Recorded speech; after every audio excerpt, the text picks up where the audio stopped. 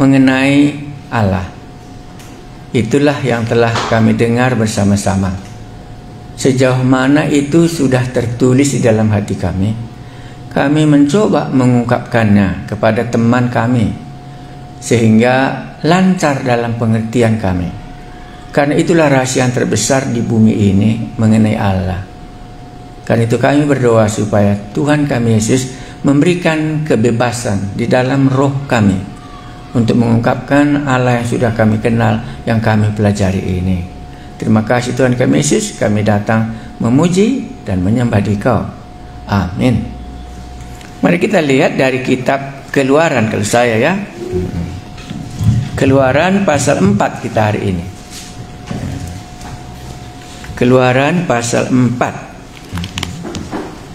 Apa bedanya kitab Keluaran dengan kitab Kejadian? Satu, kan gampang ya. Kitab Kejadian jadi manusia. Apa itu kitab Keluaran? Ya, itu namanya umat Israel yang sudah dibuang ataupun sudah pergi ke Mesir, sekarang dikeluarkan. Kan gitu aja. Maka itu temanya kitab Keluaran. Dalam hal apa mereka dikeluarkan? Dalam jasmani, bukan secara rohani. Ya, kan begitu kan? Kan fisiknya yang dikeluarkan. Kalau kita, dari mana kita dibebaskan? Kita dibebaskan secara rohani. Kamu telah dipindahkan dari kuasa gelap masuk ke dalam kerajaan anaknya yang kekasih. Jadi kitab Keluaran menceritakan Allah mengeluarkan umat Israel dari Mesir secara jasmani.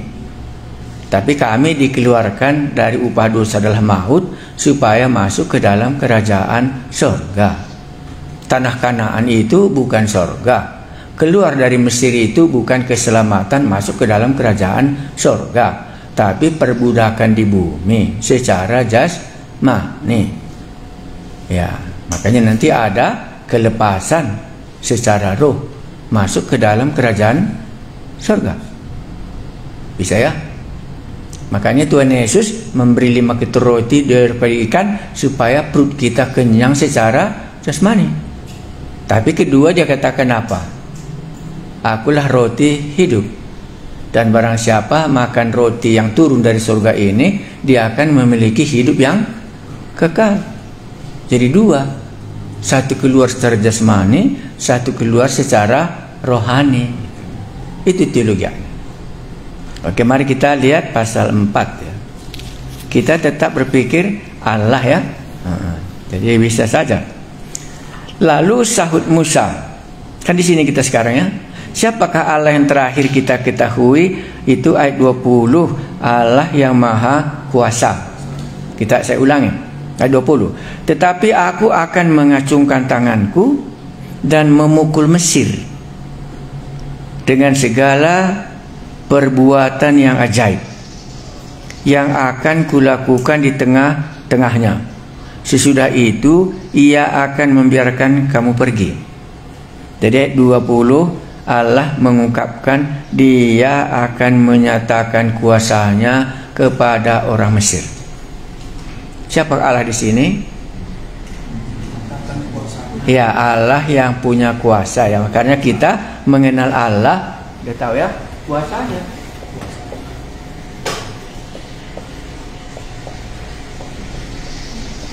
Dan di sini dia apa? Kita buat ya, gimana pribadi Allah itu?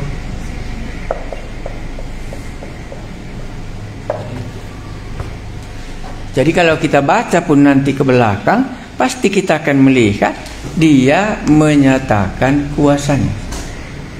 Jadi Allah di sini menyatakan kuasanya kepada orang Mesir dan kepada orang Israel, nonton dia. Beda dengan kitab Kejadian. Kitab Kejadian Allah menyatakan kuasanya hanya kepada umat Israel. Abraham, Ishak dan Yakub, kepada Noah. Ini sudah ada satu bangsa. Di Mesir dia menceritakan kuasa itu. Baru kedua, ya baru ayat 22, ayat 20. Dan aku akan membuat orang Mesir berkemurahan. Aku akan membuat. Jadi berkemurahan itu orang Mesir kepada orang Israel karena Allah yang membuatnya. Jadi kalau aku pelit karena setan yang membuatnya.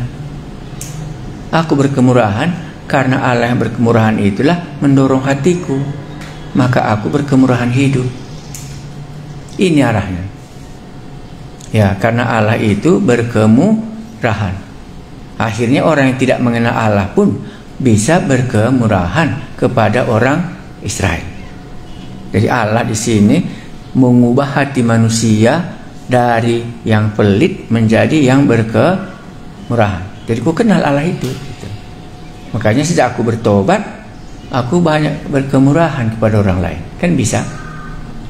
Tapi aku sudah bertobat, tapi Allah belum merombak hatiku. Makanya aku dalam kemurahan belum ada dalam hidupku. Ya, kan bisa ya. Tapi di sini Allah membuat berkemurahan kepada umat Mesir sehingga umat Mesir memberikan kepada perempuan-perempuan mereka semua apa yang mereka perlukan. Dirampasi katanya.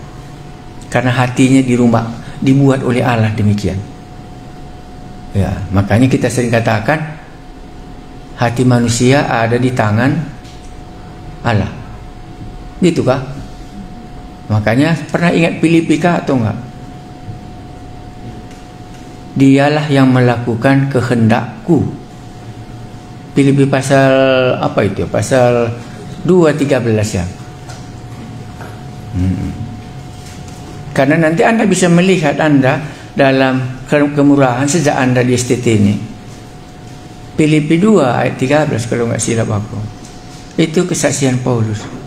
Ialah yang melakukan. Silakan baca. Karena Allah lah yang mengerjakan di dalam kamu baik kemauan maupun pekerjaan menurut kerelaan. Iya. Ya. Allah yang melakukannya. Sehingga orang Mesir berkemurahan. Jadi bukan kupaksa. Itu kata kuncinya. Maka bukan dipaksa Allah umat Mesir memberikan kemurahan kepada umat Israel. Karena Allah yang membuat dari hatinya sendiri tidak mau mengizinkan orang Israel ini dengan tangan hampa meninggalkan Mesir. Karena sudah mereka 400 tahun ada di situ. Nanti Anda bisa lihat hati saudara, aku pun kurasa Allah yang telah mengerjakan. Akhirnya kulihat ada perubahan dalam hidupku. Dulu enggak seperti ini aku. Berarti bukan aku, Allah yang melakukannya di dalam hatiku sehingga aku berkemurahan. Itu kan sudah Anda lihat kuasa Allah yang kita kenal ini ya. Ya, oke. Sudah itu kita masuk pasal 4. Jadi 2 tabiat Allah kita kenal di sini ya. Dia akan menunjukkan kuasanya. Jadi nanti akan muncul tulah ya. Jadi tulah itu artinya Allah menunjukkan kuasanya kepada orang Mesir dan juga orang Israel. Itu bedanya. Jadi Allah menunjukkan kuasanya kepada orang Mesir dan kepada orang Israel, memungkinkan orang Israel bisa keluar dari tanah Mesir. Ya. Barulah Allah memberikan berkemurahan hati kepada umat Mesir sehingga umat Mesir memberikan apa yang diperlukan oleh Israel waktu meninggalkan daerah itu. Sifat dirombak Allah. Oke, kita 4. Lalu sahut Musa, bagaimana jika mereka tidak percaya kepadaku dan tidak mendengarkan perkataanku, melainkan berkata, Tuhan tidak menampakkan diri kepadamu. Masih ada pengalaman pahit di dalam hidup Musa. Anda ingat pengalaman Musa mau menolong bangsanya ya, tetapi menjadi bumerang ya. Yaitu pasal 2 ayat 14 ya. Ditolongnya orang Israel itu, tetapi akhirnya orang Israel itulah yang mengadukan dia kepada Firaun bahwa Musa lah yang membunuh umat Mesir itu. Akhirnya dia harus melarikan diri ke Midian. Nanti kalau datang lagi aku menjumpai mereka, jadi lagi nanti peristiwa yang sama. Kalau mereka juga tetap tidak percaya gitu. Ya, jadi di sini Musa yang sedang dididik Tuhan supaya bisa dia percaya kepada Allah yang sudah memanggil dia itu. Baru 2. Tuhan berfirman kepadanya, apakah yang ada di tanganmu itu? Jawab Musa, tongkat. Jadi boleh juga Anda buat ya, bagaimana Tuhan membuat Musa bisa sampai percaya? Bisa. Tongkat ya. Bisa. Ya. Firman Tuhan, lemparkanlah itu ke tanah. Dan ketika dilemparkannya ke tanah, maka tongkat itu menjadi ular, sehingga Musa lari meninggalkannya. Tetapi firman Tuhan kepada Musa, ulurkanlah tanganmu dan peganglah ekornya. Musa mengulurkan tangannya, ditangkapnya lah ular itu, lalu menjadi tongkat di tangannya. Allah membuat apa? Tongkat menjadi apa? Kenapa bisa? Kenapa bisa kayu-kayu ini jadi ular dibuat Tuhan? Karena Dia yang menciptakan. Dia yang menciptakan kayu. Dia yang menciptakan semua jenis animal, kan itu yang biasa pun. Semua apa? Makhluk, semua binatang. Nah, kan sudah gampang, kan sudah tahu kan. Kenapa Allah bisa membuat tongkat ini menjadi ular? Kan di dalam kitab Kejadian kita sudah belajar tentang Allah. Dia menciptakan pohon-pohonan, Dia menciptakan semua binatang, makanya bisa dibuatnya. Ya, karena Dialah Allah pencipta langit dan bumi dan segala isinya. Itu maka kebenaran tadi belum lepas dia. Langsung Anda Allah berkuasa, kan salah. Ya. Karena Allah yang menciptakannya. Maka di sini diciptakannya dari tongkat menjadi ular. Itulah tadi kasih tahu Tuhan, aku mau menyatakan kuasaku. Tapi kita bukan dari Allah berkuasa, bukan dari Allah berkuasa kita mau. Karena ini kan menjadikan. Apa dijadikannya? Tongkat menjadi ular. Kenapa bisa? Ya, karena memang Dialah yang menciptakan ular, Dia juga menciptakan kayu-kayu semua. Makanya apa yang mau dibuatnya kan bisa ya. Kita bisa buat tongkat, kita bisa buat kayu jadi rumah, bisakah? Ya bisa. Ya. Nah, inilah Dia yang ini yang tadi aku masukkan itu kan. Mari kita lihat lagi. Beginilah Tuhan mengajari Musa supaya Musa bisa percaya bahwa orang Israel itu nanti menjadi percaya. Dia kembali lagi kepada penciptaan. Maka saya ulangi, manakah lebih besar iman kita waktu kita membaca kitab Kejadian pasal 1 dan pasal 2, pasal 3 daripada waktu membaca Injil Yohanes? Mesti kita akui apa? Lebih besar iman kita di mana? Dari kitab Kejadian. Karena di Injil Yohanes berapalah Allah tunjukkan kuasanya? Cuma 7 saja. Tidak menyangkut keseluruhan yang kita perlukan. Ya. Tapi di dalam kitab Kejadian semua Dia tunjukkan kuasanya. Maka iman kitab Kejadian itu jauh lebih jago daripada Injil Yohanes. Ini tadi kan langsung. Bagaimana supaya nanti mereka tidak percaya? Kan dia pakai Allah kitab Kejadian. Oke, buang tongkatmu. Ambil sekarang. Dilihatnya, oh bisa tongkat jadi ular. Di mana imannya itu? Dibawanya dia kepada kitab Kejadian. Jadi walaupun kita katakan aku mengaku bahwa Allah lah pencipta langit dan bumi, masih salah di dalam mulut kita mengatakan demikian, tapi sebenarnya perbuatan kita enggak menunjukkan itu. Karena Dia berkuasa. Karena sudah salah kita dari dulu. Kita enggak mengingat bahwa Dia yang menciptakannya gitu. Oke, kita baca lagi. Sudah ya, ini satu mukjizat dibuat sama Musa untuk mengajari dia bahwa Allah memang sangat berkuasa. Ayat 5 kah? 4. Tetapi firman Tuhan kepada Musa, ulurkanlah tanganmu dan peganglah ekornya. Musa mengulurkan tangannya, ditangkapnya ular itu. Ular itu yang ditangkapnya. Lalu menjadi tongkat di tangannya. Itu yang dia heran kali. Tadi dari tangannya kan begitu. Sekarang kembali lagi menjadi tangannya, tapi waktu berfirman maka jadilah. Maka di sini Allah menjadikan, kan gitu ya.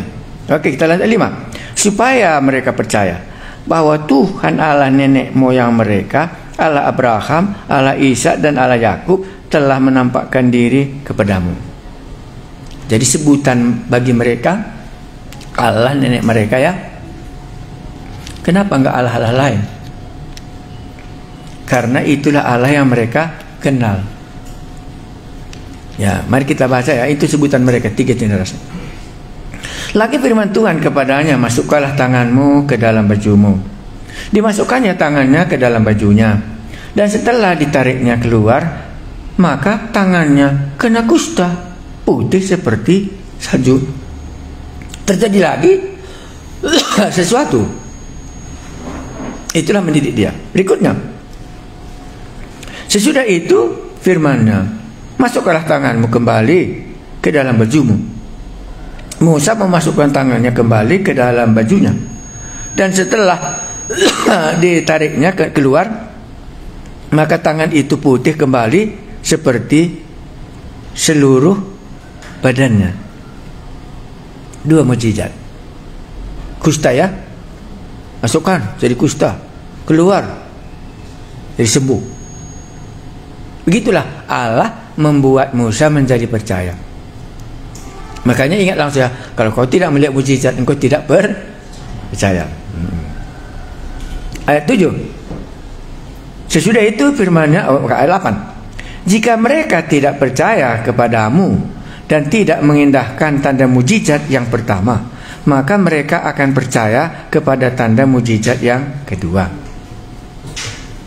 Dan jika mereka tidak juga percaya kepada kedua tanda mukjizat itu dan tidak mendengarkan perkataanmu, maka engkau harus mengambil air dari sungai Nil dan harus kau curahkan di tanah yang kering. Lalu air yang kau ambil itu akan menjadi darah di tanah yang kering itu. Lalu kata Musa kepada Tuhan, Tuhan, aku ini tidak pandai bicara, dahulu pun tidak, dan sejak engkau berfirman kepada hambamu pun tidak. Sebab aku berat mulut dan berat lidah. Ini alasannya. Kalau mau Anda lihat, inilah alasan keempat bagi Musa supaya ada dalih ya. Tapi tetap Anda ingat ya, Allah yang menciptakan langit dan bumi. Ayat 11. Tetapi Tuhan berfirman kepadanya, siapakah yang membuat lidah manusia? Kembali dia bawa kemana? Teologi apa? Teologi penciptaan. Ya. Supaya jangan ada alasannya. Siapakah yang membuatnya?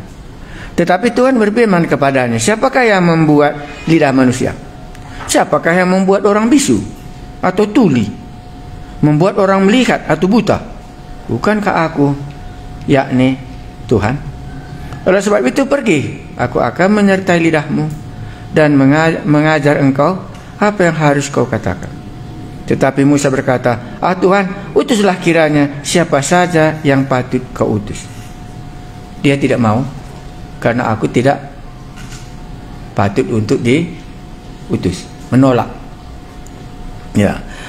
Maka bangkitlah murka Tuhan terhadap Musa, dan dia berfirman, bukankah di situ Harun orang Lewi itu kakakmu?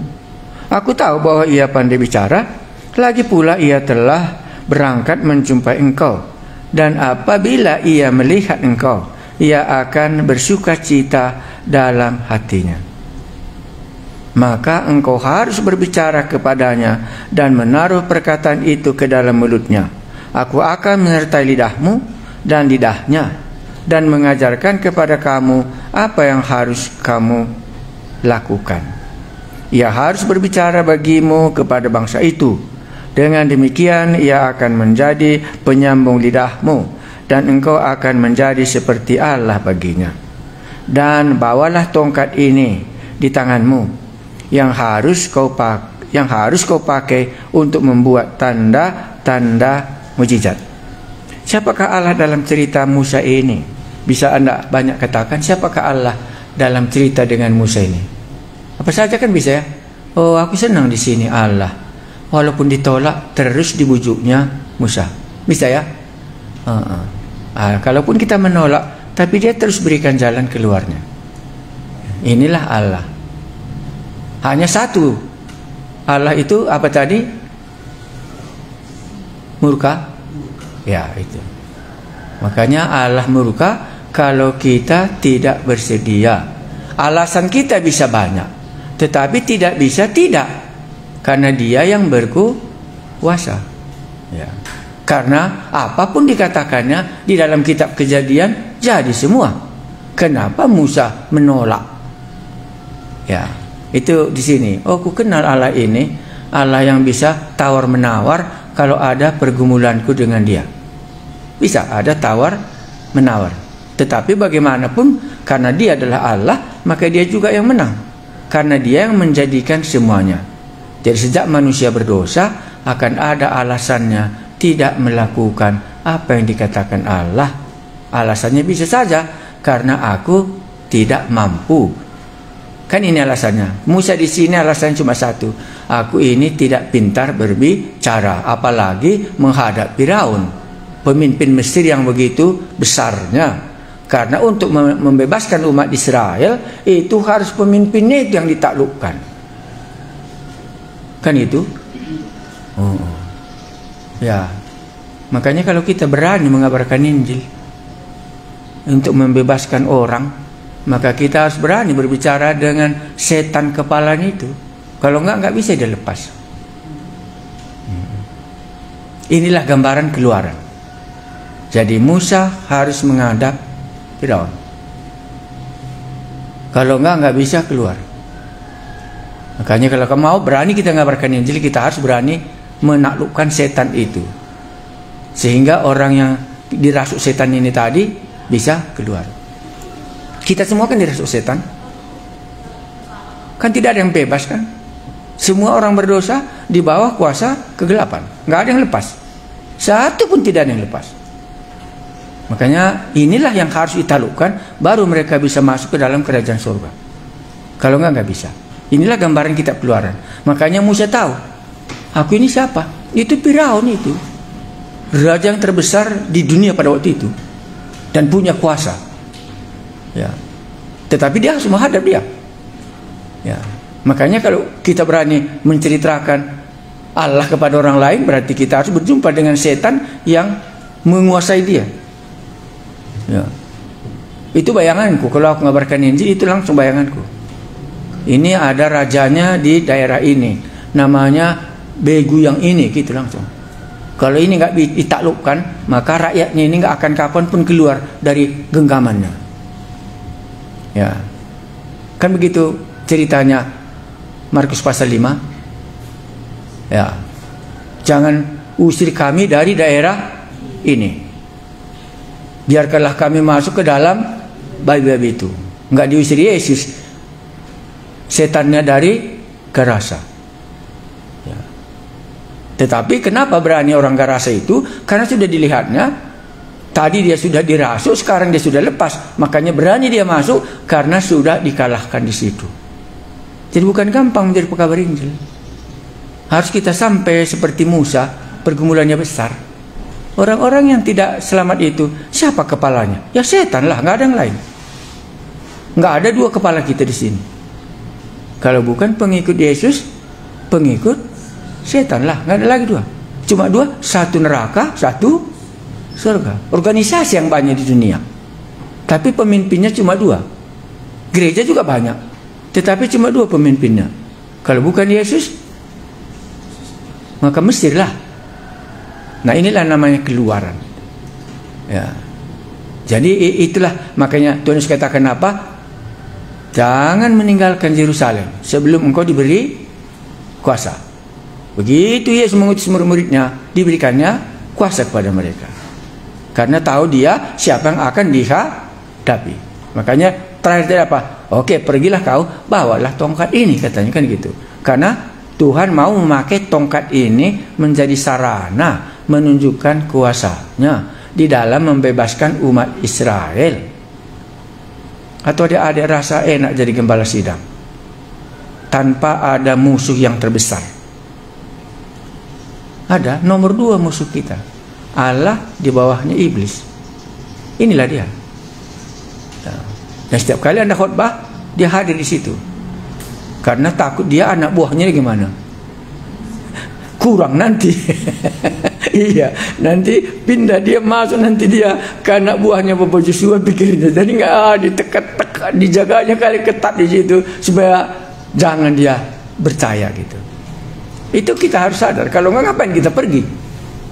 Makanya Musa tahu tanggung jawabnya begitu berat sekali menghadap Firaun dan dia sebagai gembala. Ya. Kita tahu gembala itu hina kali bagi orang Mesir. Ya. Makanya mereka di Gosen tidak bisa gabung dengan orang Israel itu, orang Mesir itu, karena orang mereka pantang bergaul dengan orang Mesir, karena gembala itu adalah najis bagi mereka. Dan sekarang gembala ini yang datang menghadap pimpinan Mesir itu, berhadapan dengan Firaun, maka mau dia yakinkan sekali. Jadi ada alasannya. Tapi Tuhan terus dia meyakinkan dia, bawalah tongkat itu, jadikanlah itu. Oke, sudah? Mari kita lihat. Berarti Musa sudah selesai ya. Ayat berapa sekarang? Oke, sudah selesai ya. Sudah selesai dalihnya Musa ya. Ya, makanya kalau Anda mau lihat berapakah dalihnya Musa di sini, itu saya tulis di sini. Anda mau lihat, boleh. Nanti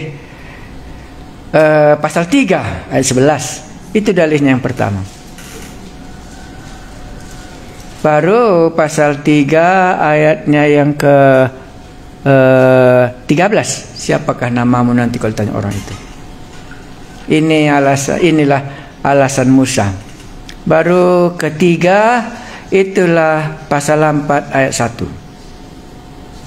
Ada 3 alasannya dia nggak mau. Ada 5 alasannya. Ya. Ada 5 alasan Musa. Baru tadi 3:11 ya. 13 ya. 4 ayat 1. Baru 4 ayat 10. Baru 4 ayat 13. Murkalah Tuhan kepada Musa, membuat dia mau pergi. Ya. Tidak enak jadi hamba Tuhan bagi Musa. Makanya harus dimurkai baru dia mau pergi. Kalau nggak mau dia pergi karena tahu dia risikonya. Ya, kami dulu mula-mula kami menjadi pendeta-pendeta dalam zaman saya, itu payah kali. Karena masing-masing kami tahu apa risikonya kalau kami menjadi gembala sidang, menjadi penginjil, menjadi pendeta. Satu, nggak mungkin kami menjadi anggota DPR. Itu langsung. Kedua, nggak mungkin kami jadi pegawai negeri. Ketiga, hidup kami akan miskin. Itulah dalam tema kami. Keempat, kami tidak akan menjadi manusia ternama. Ya. Baru yang kelima, memang masyarakat pun memandang sebagai hamba Allah pada zaman kami itu hina. Ya. Makanya kawan-kawan saya semua dalihnya apa? Part-time ministry. Itu ke situ lari semua. Makanya mereka menjadi gembala sidang tidak mau, tetapi mereka istilahnya, aku nggak usah digaji, tapi aku melayani sebagai profesi saja. Kalau aku dokter, melayani sebagai dokter. Kalau guru, melayani secara guru. Tapi mereka tidak mau. Dalam zaman kami. Maka kawan-kawanku cuma aku yang jadi sama ibu. Yang lain semua pimpinan bank, kedokteran, badan pengawas keuangan. Rata-rata kami. Karena kami levelnya yang bertobat itu, boleh kukatakan itu, IQ-nya semua rata-rata 120. Jadi juara 1 semua dan dapat beasiswa. Itu level kami. Saya tidak tahu berapa IQ Anda. Pada kami, waktu kami memang yang dipilih Tuhan itu semua yang pintar-pintar. Sampai sekarang masih kawanku pintar-pintar. Sudah berapa yang profesor sekarang? Sejaman saya. Tapi mereka tetap juga melayani Tuhan. Ada istilahnya part-time. Sambil dia dosen, sambil dia dokter, sambil dia keuangan, tapi dia melayani. Tapi untuk seperti Musa meninggalkan Midian dan pergi ke Mesir, membebaskan umat Israel ini, dalam grup kami ya, itu kan bukan sedikit ya, grup kami itu ada 250 orang. Cuma kami berdua yang mau. Yang lain semuanya kembali. Ibu juga kan lama mengajar, nggak mau dia. Ya, tapi aku tidak. Begitu aku percaya, aku tahu ini lebih mulia daripada pekerjaan apapun. Aku berbeda. Melayani Allah itu tidak ada lebih mulia dan lebih berkuasa dan lebih hebat. Namaku akan tertulis kekal sampai selama-lamanya di dalam kitab kehidupan. Nama Paulus tetap sampai sekarang disebut. Nama Napoleon tak akan disebut lagi sekarang, walaupun dia pemimpin besar sekali pada zaman itu. Itu maksudnya. Entah kenapa saya tidak tahu, tapi Tuhan berikan memang demikian. Maka sampai sekarang masih berharga kali bagi saya kalau masih bisa khotbah. Tadi pagi saya berdoa, Tuhan syukur kalau masih bisa aku khotbah. Ini pekerjaan yang lebih mulia daripada semua pekerjaan apapun. Kan tadi kan saya bilang, sudah beberapa mereka profesor. Masih hidup sampai sekarang, kami masih bergaul. Itulah anggota PA kami. Tapi mereka tidak pernah mau menyerahkan dirinya penuh menjadi hamba Tuhan. Tapi melayani Tuhan mau. Tapi seperti Musa tidak. Alasannya karena memang demikian. Sekarang bisa berubah. Banyak orang suka jadi pendeta tapi tidak dipilih Tuhan. Itu masalahnya. Terbalik. Ya akhirnya nggak ada kuasanya karena Tuhan tidak memanggil dia. Dia bekerja di situ. Tuhan tadi mau dia menjadi bisnismen umpamanya supaya pengusaha menjadi kaya. Datang dia jadi gembala sidang ya sudah minta-mintalah dia. Gajinya pun nggak cukup. Akhirnya terus menjadi nggak berjalan gitu. Nah itulah makanya dari sini Musa berdalih. Alasannya itu karena itu. Tahu dia apa risikonya. Tapi ada satu pengkhotbah. Setiap kali ada orang tahu risiko pekerjaan yang dia lakukan sebagai hamba Tuhan, inilah benar hamba Tuhan. Tapi kalau dia tidak pernah mempertimbangkan untung ruginya, ini bukan hamba Tuhan. Ini tanpa berpikir berjalan kemana saja dia mau gitu. Makanya Musa 3 mujizat dibuat Tuhan baru dia mau. Itu pun menolak sampai Tuhan harus murka baru dia mau karena tahu risikonya. Itu dalam zaman kami. Kalau dalam zaman kami pekerjaan roh Allah seperti adik-adik ini, kalau dikatakan dia bertobat, itu betul bertobat. Ya, benih ilahi kelihatan kali dalam dia. Enggak kabur. Ya. Kan katakan tadi kami sebanyak 250 orang. Jadi jelas sekali memang semua pernyataan Allah dan dia melakukan itu baik-baik. Kelihatan kuasa Allah di tengah-tengah kami. Ya. Sekarang enggak lagi itu yang menjadi kesulitan kita dalam dunia teologi ini. Ya, dia sudah lahir baru gitu. Melembe, tahu kan melembe? Wembley gitu. Begini, dia begini. Kalau kami dulu tidak. Anda tahu langsung begitu saya bertobat, kreatifnya kemana? Gelandangan. Cari gelandangan di kota Medan langsung. Di mana saja mereka kumpulkan. Apalah untungnya gelandangan coba. Tapi dari gelandangan itu Anda tahu aku mengenal Badan Diakonia Internasional. Akhirnya datang bantuan dari luar negeri untuk membeli tanah dan rumah untuk gelandangan ini. Baru aku ngerti, oh begini rupanya aku pikir. Tetapi aku sudah pindah ya, aku sudah kutinggalkan pelayanan tadi. Orang lain yang mendapatkannya, aku nggak dapat tanah dari mereka. Itu di kota Medan mereka. Masih ada tanah mereka itu. Waktu aku ke situ, ini rumahku Pak, ini ladangku kata. Dari mana kau dapat? Aku bilang dari bantuan Diakonia Internasional. Itulah mula-mula waktu itu. Ya. Karena badan misi yang kami kerjasama itu, ya pendeta dia di GPIB di Medan gitu. Dan dialah salah satu anggota internasional badan Diakonia. Dan ada lagi satu marga siapa gitu, marga Karo-Karo dia sama juga kami. Dia punya pabrik rokok korek api 1001. Dan dia juga badan untuk membantu misi ini. Akhirnya mula-mula nggak ngerti aku, tapi itulah jadinya. Ada kesukaan. Baru ke penjara, itu pun nggak disuruh orang. Semua uang kan nggak ada, karena kita kan volunteer semuanya. Kalian sekarang volunteer apa namanya? Sukarelawan. Iya, sukarelawan kami. Tapi anggota kami ini tadi memang punya potensi gitu ya. Kerajaan Allah itu kelihatan kali dalam diri mereka. Di mana-mana kami nggak pernah diam. Tahu kau Yesus? Jangan kau nanti ke neraka. Apa itu? Begini. Di kampus kan banyak tempat duduk seperti di usia. Disitulah kami ceritakan Injil itu. Katanya masuk lagi kelas. keluar lagi, duduk lagi. Tadi belum selesai cakap kita ya, coba izin lagi. Itulah di kampus itu.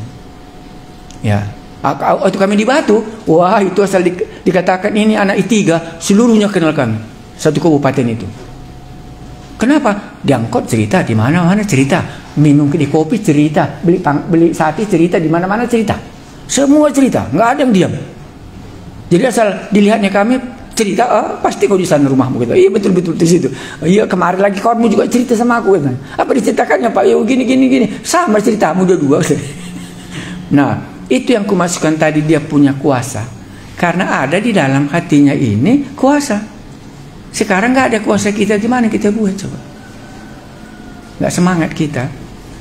Kalau kami dulu semangat kali kami. Tapi jadwal kuliah kami bukan tanggung-tanggung padatnya. Ya, jauh lebih padat dari Anda. Jam 5 kami sudah harus bangun. Tidur jam 10 harus. Itu harus. Padat yang nggak tanggung-tanggung. Tapi kalau Sabtu Minggu, jangan tanya. Kami akan berkeliaran semua. Seluruh kota itu, termasuk satu kabupaten kami kuasai. Ya. Tapi nggak ada uang ya, jangan nanti pikirkan kami dapat gaji. Tidak. Memang tapi begitulah. Karena ada power di dalam gitu. Ke sana, ke sini. 2 orang, ada 1 orang. Begitulah kami pada waktu itu. Itu yang kubilang tadi, panggilan tadi memang seperti itu. Karena Tuhan yang membuat, apa tadi? Bekerja apa tanya? Kemauannya. Jadi bukan kemauan kami gitu. Jadi dosen juga sama. Jadi hari Senin dosen berikan kesaksiannya, mahasiswa berikan kesaksiannya kemana di hari Minggu. Nanti hari Rabu kami kelompok persekutuan doa, bagikan lagi dan di mana siapa yang didoakan. Nah itu caranya dia. Jadi kalau kenapa Bapak belum buat itu di sini? Tunggu saja nanti sampainya. Asal kelihatannya sudah terbuka otaknya. Tapi kalau belum terbuka nanti nggak ada gunanya. Ya, itulah masa kami. Itu tahun 1976 mulai itu memang berbeda kali ya dengan hari ini.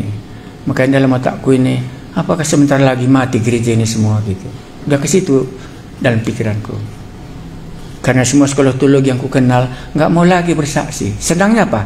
Duduk di kelas, belajar, dapat ijazah, nganggur, gitu-gitu semua. Ya, duduk di kelas, nganggur, dapat ijazah, nganggur. Jadi sekolah STT membuat orang nganggur, habis uang mamanya, tapi nggak menghasilkan. Jangankan untuk hidup bersama, untuk kerajaan surga sama sekali nggak ada potensinya. Makanya level kami rata-rata mendirikan sekolah teologi ya, sebaya saya. Sekarang aja banyak sekolah teologi mereka, ada yang di Bandung, ada yang di sana gitu. Karena memang seperti itu waktu itu. Sekarang tidak lagi kan lemah sekali bersaksi. Kalau kami jangan ada manusia dekat. Di pesawat pasti kami ceritakan. Di angkot cerita. Di sana namanya naik dokar. Tahu kamu dokar itu? Kalau di Brastagi apa namanya? Kuda itu tadi apa? Ya. Kalau di sana dokar namanya. Semua kami injili. Nggak ada yang lewat. Ya. Karena itu makanan kami. Itu kesukaan kami gitu. Nah, sekarang mana lagi? Semua sekolah teologi di sini kan, di sana juga ada sekolah teologi. Enggak ada aku dengar jumpa aku di injilinya. Kalau kami dulu nggak bisa nggak, pasti kami cerita semua. Karena itu merupakan suatu kemuliaan bagi kami, walaupun dihina ya. Saya ke Wanjah ini seringkali saya dihina. Tahu kami cakap karonya, kai pidahin talo dalin aku gelah man katanya. Tahu kami itu maksudnya. Dari mana katanya? Dari mahasiswa bu, aku bilang. Ngapain kamu kemari katanya? Menceritakan kasih Tuhan Yesus supaya ibu bisa ke surga. Oh terima kasih nakku, kai pidahin telo dali pokok namaan. Tahu kamu artinya itu? Ya, apa saja pun pekerjaan kita nakku, pokoknya makan kita ya. Ya. Karena rendahnya apa tadi? Padahal dia tidak tahu kawan kita dokter semua. Aku cuma nggak dokter. Kawanku berangkat ini kan dokter semua. Ya. Itulah dikatakannya. Ya. Tapi kami tidak tersinggung. Karena nanti malam kan jumpa di los. Karena di situ semua tumpuannya kan gitu. Aku khotbah, mereka menceritakan kedokteran, menceritakan pertanian, penyuluhan, macam-macam. Aku nanti khotbah, kan itu bagianku. Teman-temanku yang lain ini menceritakan penyuluhan yang banyak gitu. Nah, Musa tadi sadar dia sebagai gembala, berat nanti kalau aku disuruh menghadap siapa? Firaun. Karena dia belum sampai bahwa yang mengutus dia itu siapa? Yang menciptakan segala sesuatu, yang punya kuasa dan punya pribadi. Makanya dibuatnya apa? Oke, tongkat, kusta, kan gitu tadi. Ya, supaya kamu tahu siapa yang di belakang semua yang kau kerjakan ini. Baik, sudah ya. Ini sudah. Pasal berapa kita lanjut? Oke, kita lanjut. Gak usah lagi kita pause. Ayat berapa sekarang? 18. Lalu Musa kembali kepada mertuanya Jitro serta berkata kepadanya, izinkanlah kiranya aku kembali kepada saudara-saudaraku yang ada di Mesir untuk melihat apakah mereka masih hidup. Karena beratnya hidup di Mesir ya. Karena kan diperas ya. Untuk melihat apakah mereka masih hidup. Jitro berkata kepada Musa, pergilah dengan selamat. Adapun Tuhan sudah berfirman kepada Musa di Midian, kembalilah ke Mesir, sebab semua orang yang ingin mencabut nyawamu telah mati. Jadi dia turunnya Firaun yang mencari dia tadi sudah mati. Kayaknya seringkali kita harus bilang bagaimana situasi kondisi negara pada saat kita mengabarkan Injil. Hebat, nggak bisa tanggung-tanggung. Kondisi di Mesir yang mencabut nyawanya gimana? Sudah mati. Ingatkah itu ada cerita Tuhan Yesus? Ya, Herodes yang mau membunuh anak ini telah mati. Sekarang bagaimana? Bawalah anak ini dari Mesir, kembalilah ke Nazaret. Allah Maha Kuasa mengatur sejarah hidup manusia. Makanya aku bilang teologi kitab Keluaran, Allah ada di dalam sejarah manusia itu. Makanya sesudah mati Raja Herodes, barulah Yesus bisa kembali ke Nazaret. Karena dia waktu lahir mau membunuhnya dia. Ya, sama dengan ini. Ya, makanya pemimpin itu ada di dalam tangan Allah. Sesudah mati Herodes, barulah Yesus bisa kembali ke Nazaret. Natal ini bukan Natal biasa. Allah mengatur seluruhnya. Galatia 4 ayat 4 itu, kalau belum tahu pun nggak apa-apa, nanti akan khotbahkan itu. Setelah genap waktunya, Allah mengutus anaknya. Genap waktunya salah satu ini tadi. Ya, sesudah mati katanya, gitu ya. Ya, jadi diaturnya. Adapun Tuhan ayat 20 berapa? 20. Kemudian Musa mengajak istri dan anak-anaknya laki-laki, lalu menaikkan mereka ke atas keledai, dan dia kembali ke tanah Mesir, dan tongkat Allah itu dipegangnya di tangannya. Ya, dengan tongkat dia ya. Ya, ini kalau saya cara Allah memakai kita dalam hal apa? Ini tongkat. Kalau Daud pakai apa? Ali-ali. Maka cara kita belajar di sini, aku tahu alat kita cuma Alkitab. Buku itu hanya cuma bandingan. Bukan sedikit ku baca buku, tapi tidak bisa kecuali kalau Alkitab dipakai. Karena itu yang Tuhan mau kita baca. Oke, kita lanjutkan lagi.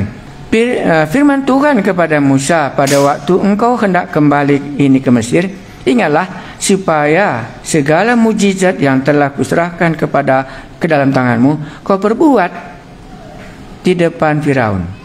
Tetapi aku akan mengeraskan hatinya sehingga ia tidak membiarkan bangsa itu pergi. Apa yang Anda tahu tentang Allah dalam ayat 21 ini? Ya, ketulis di sini Allah mengetahui situasi sehingga Musa tidak terkejut. Ini sama kali dengan Nabi Yesaya. Yesaya pasal 7. Yesaya pasal 6. Waktu Yesaya dipanggil sama dengan ini. Ya. Mereka tidak akan mendengarkan khotbahmu. Pergilah, sama dengan Musa di sini. Ayat 22, situasi ya. Allah mengatakan situasi pelayanan mereka. Ya. Maka engkau harus berkata kepada Firaun, beginilah firman Tuhan Israel, ialah anakku, aku akan Maka engkau harus berkata kepada Firaun, beginilah firman Tuhan, Israel ialah anakku, anakku yang sulung. Sebab itu aku berfirman kepadamu, biarkanlah anakku itu pergi, supaya ia beribadah kepadaku. Tetapi jika engkau menolak membiarkannya pergi, maka aku akan membunuh anakmu, anakmu yang sulung. Ini nanti Keluaran 12 ayat 13. Ya, sudah dikasih tahu. Baik, ayat 24. Tetapi di tengah jalan, di suatu tempat bermalam, Tuhan bertemu dengan Musa dan berikhtiar untuk membunuhnya. Kenapa? Tadi Allah kita kenal murka. Di sini Tuhan mau membunuh Musa. Padahal sudah hambanya. Kenapa mau dibunuhnya? Karena dia tidak melakukan hukum Kejadian pasal 17. Semua anak laki-laki harus disunat. Karena istrinya Jepora bukan orang Israel, tidak mau dia takluk kepada umat Israel. Maka Jepora tidak mengizinkan anaknya disunat. Kawin campur itu berbahaya. Makanya kekudusan Allah, walaupun kita hambanya, tidak boleh kita langgar. Akan Allah tetap membunuh kita. Jangan katakan aku pendeta atau aku ini, tetapi harus tetap sesuai dengan ketetapan Allah.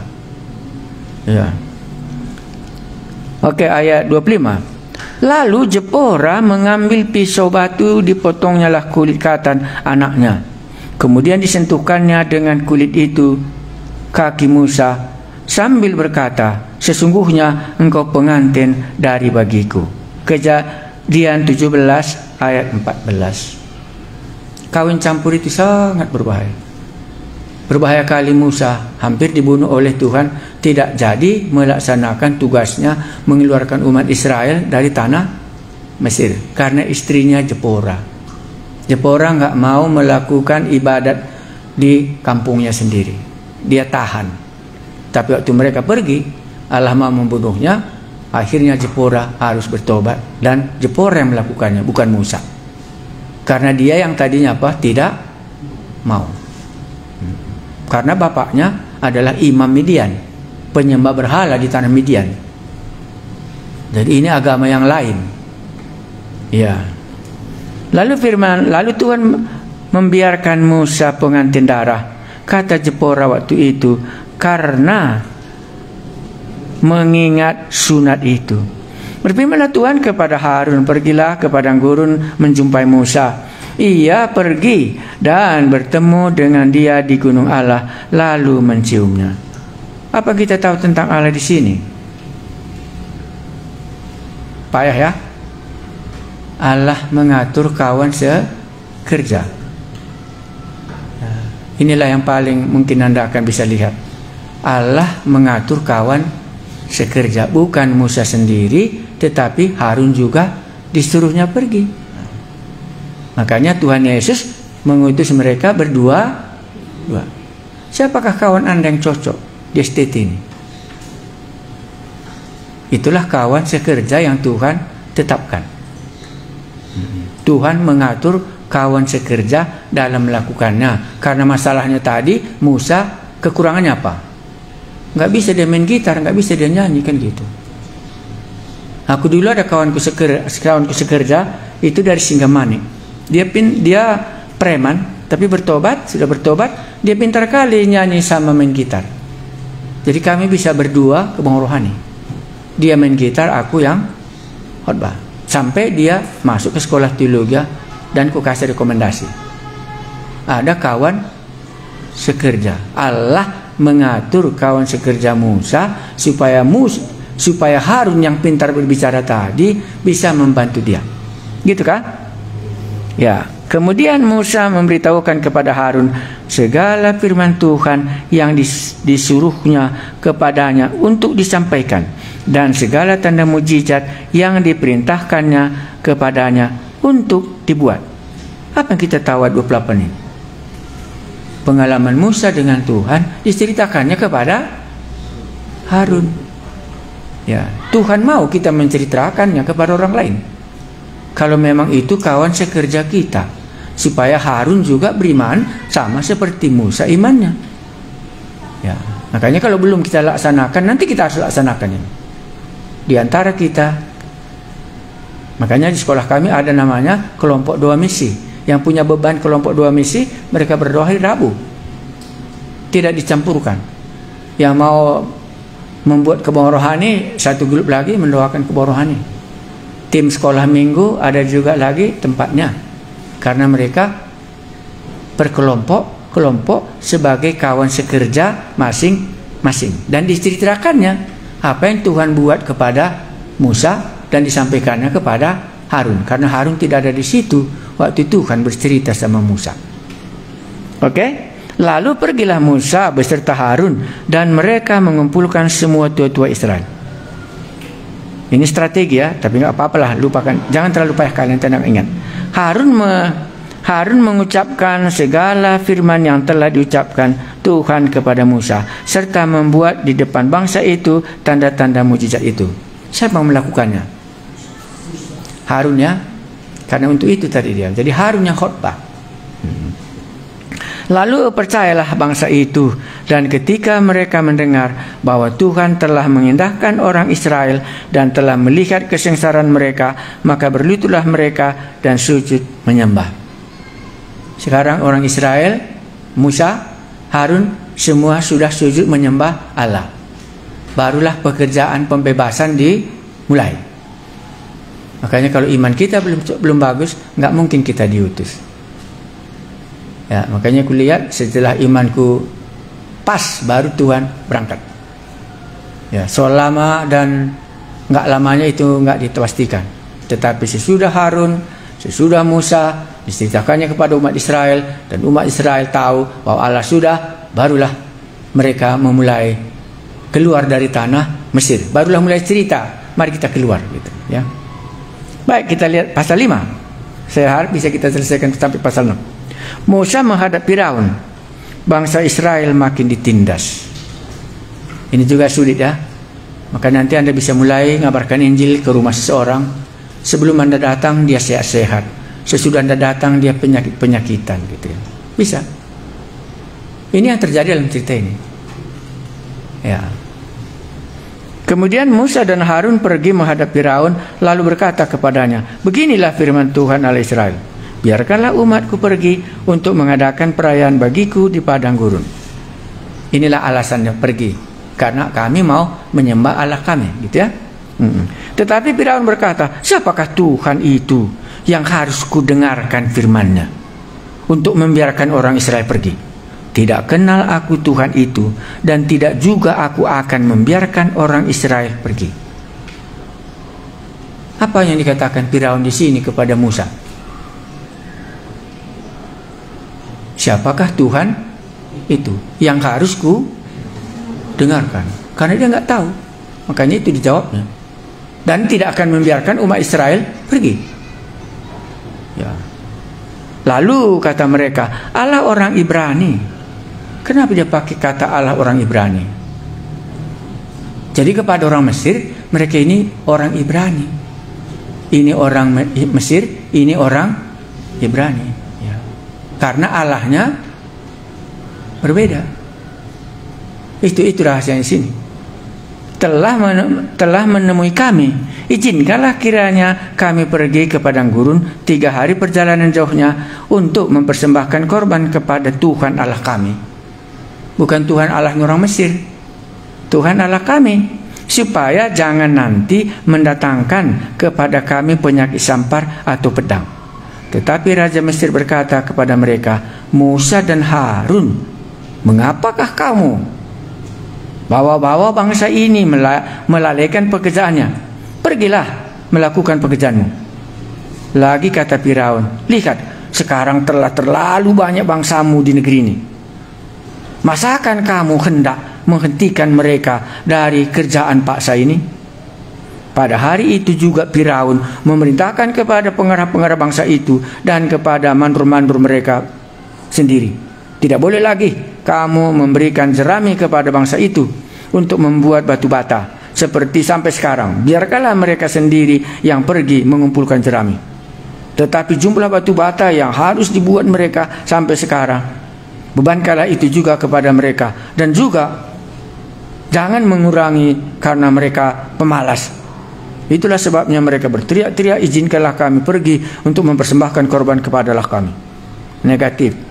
Pekerja orang-orang ini harus diperberat sehingga mereka terikat kepada pekerjaannya dan jangan memperdulikan perkataan dusta. Maka para pengerah bangsa itu dan para mandur-mandur pergi dan berkata kepada mereka, beginilah kata Firaun, aku tidak memberikan lagi jerami kepadamu. Pergilah kamu sendiri mengambil jerami dan di mana saja kamu mendapatkannya, tetapi pekerjaanmu sendiri sedikit pun tidak boleh kurang. Wah, lalu berserakanlah bangsa itu ke seluruh tanah Mesir untuk mengumpulkan tunggul gandum sebagai pengganti jerami. Dan pengerah-pengerah itu mendesak mereka dengan berkata, selesaikan pekerjaanmu, yaitu tugasmu sehari-hari seperti pada waktu ada jerami. Lalu pengerah-pengerah Firaun mengumpulkan mandur-mandur Israel yang mereka angkat sambil berkata, mengapakah kamu pada hari ini tidak menyelesaikan jumlah batu bata yang harus kamu buat seperti kemarin?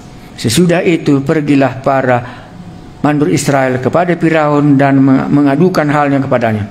Mengapakah Tuanku berlaku seperti itu terhadap hamba-hambamu ini? Jerami tidak diberikan lagi kepada hamba-hambamu ini, tetapi walaupun begitu kami diperintahkan buatlah batu bata. Dan dalam pada waktu itu hamba-hambamu itu dipukuli, padahal rakyat Tuanku lah yang bersalah. Tetapi ia berkata, pemalas kamu, pemalas. Itulah sebabnya kamu berkata, izinkanlah kami pergi mempersembahkan korban kepada Tuhan. Jadi sekarang pergi bekerja, jerami tidak akan diberikan lagi kepadamu, tetapi jumlah batu bata yang sama harus kamu serahkan. Maka mengertilah para mandur Israel bahwa mereka ada dalam keadaan susah, karena dikatakan kepada mereka, kamu tidak boleh mengurangi jumlah batu bata kepada tiap-tiap hari. Waktu mereka meninggalkan Firaun, berjumpalah mereka dengan Musa dan Harun yang sedang menanti mereka. Lalu mereka berkata kepada keduanya, kiranya Tuhan memperhatikan perbuatanmu dan menghukumkan kamu, karena kamu telah membusukkan nama kami kepada Firaun dan hamba-hambanya, dan dengan demikian kamu telah memberikan pisau kepada mereka untuk membunuh kami.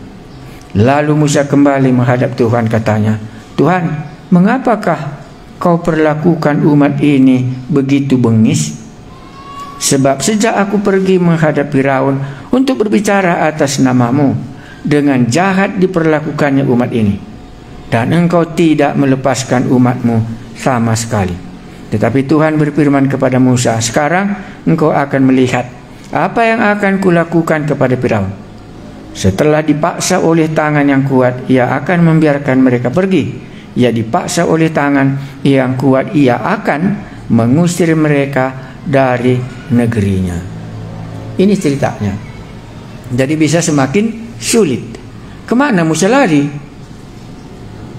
Pelayanan belum berhasil, malahan semakin berat gitu ya. Allah menghadap apalagi? Musa lagi kemana pergi? Ya, pergi lagi dia kepada Tuhan. Ya. Tuhan menjawab. Makanya kalau menjadi hamba Tuhan, Tuhan itu harus dekat dengan dia. Kalau Tuhan itu tidak dekat dengan dia, maka mati binasalah nanti dia, karena nggak ada jawabannya. Tetapi Tuhan berbicara kepada Musa, ketahuilah, katanya. Iya. Mari kita baca, karena Anda belum membacanya. Kalau sudah, bisa saja saya ceritakan. Selanjutnya berfirmanlah Allah kepada Musa, akulah Tuhan. Ini agak sulit translationnya. Aku telah menampakkan diri kepada Abraham, Ishak dan Yakub sebagai Allah yang Maha Kuasa. Sebenarnya ini terjemahannya tidak terlalu tepat. Sebagai Allah Maha Kuasa sebenarnya nggak ada. Ya. Tetapi dengan namaku Tuhan Allah, aku belum menyatakan diri. Di sini Allah berbicara kepada Musa. Selanjutnya berfirmanlah Allah kepada Musa, akulah Tuhan. Aku adalah aku. Aku telah menampakkan diri kepada Abraham. Ingat ya. Kepada Ishak dan kepada Yakub. Sebagai Allah yang Maha Kuasa. Ini sebenarnya enggak ada itu. Tetapi dengan namaku Tuhan, aku belum menyatakan diri. Ini yang sangat penting dalam teologi ini. Tapi apakah boleh kita mengerti?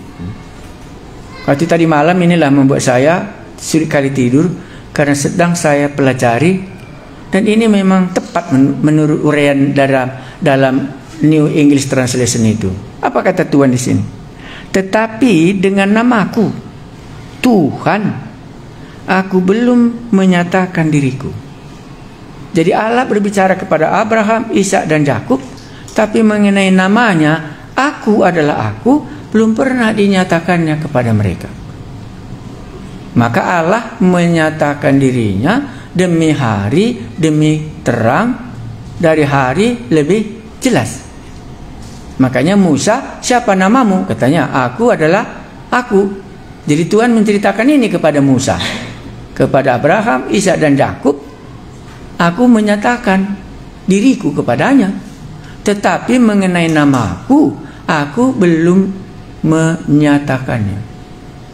Waktu dalam translation itu caranya begini, supaya jangan nanti kita payah.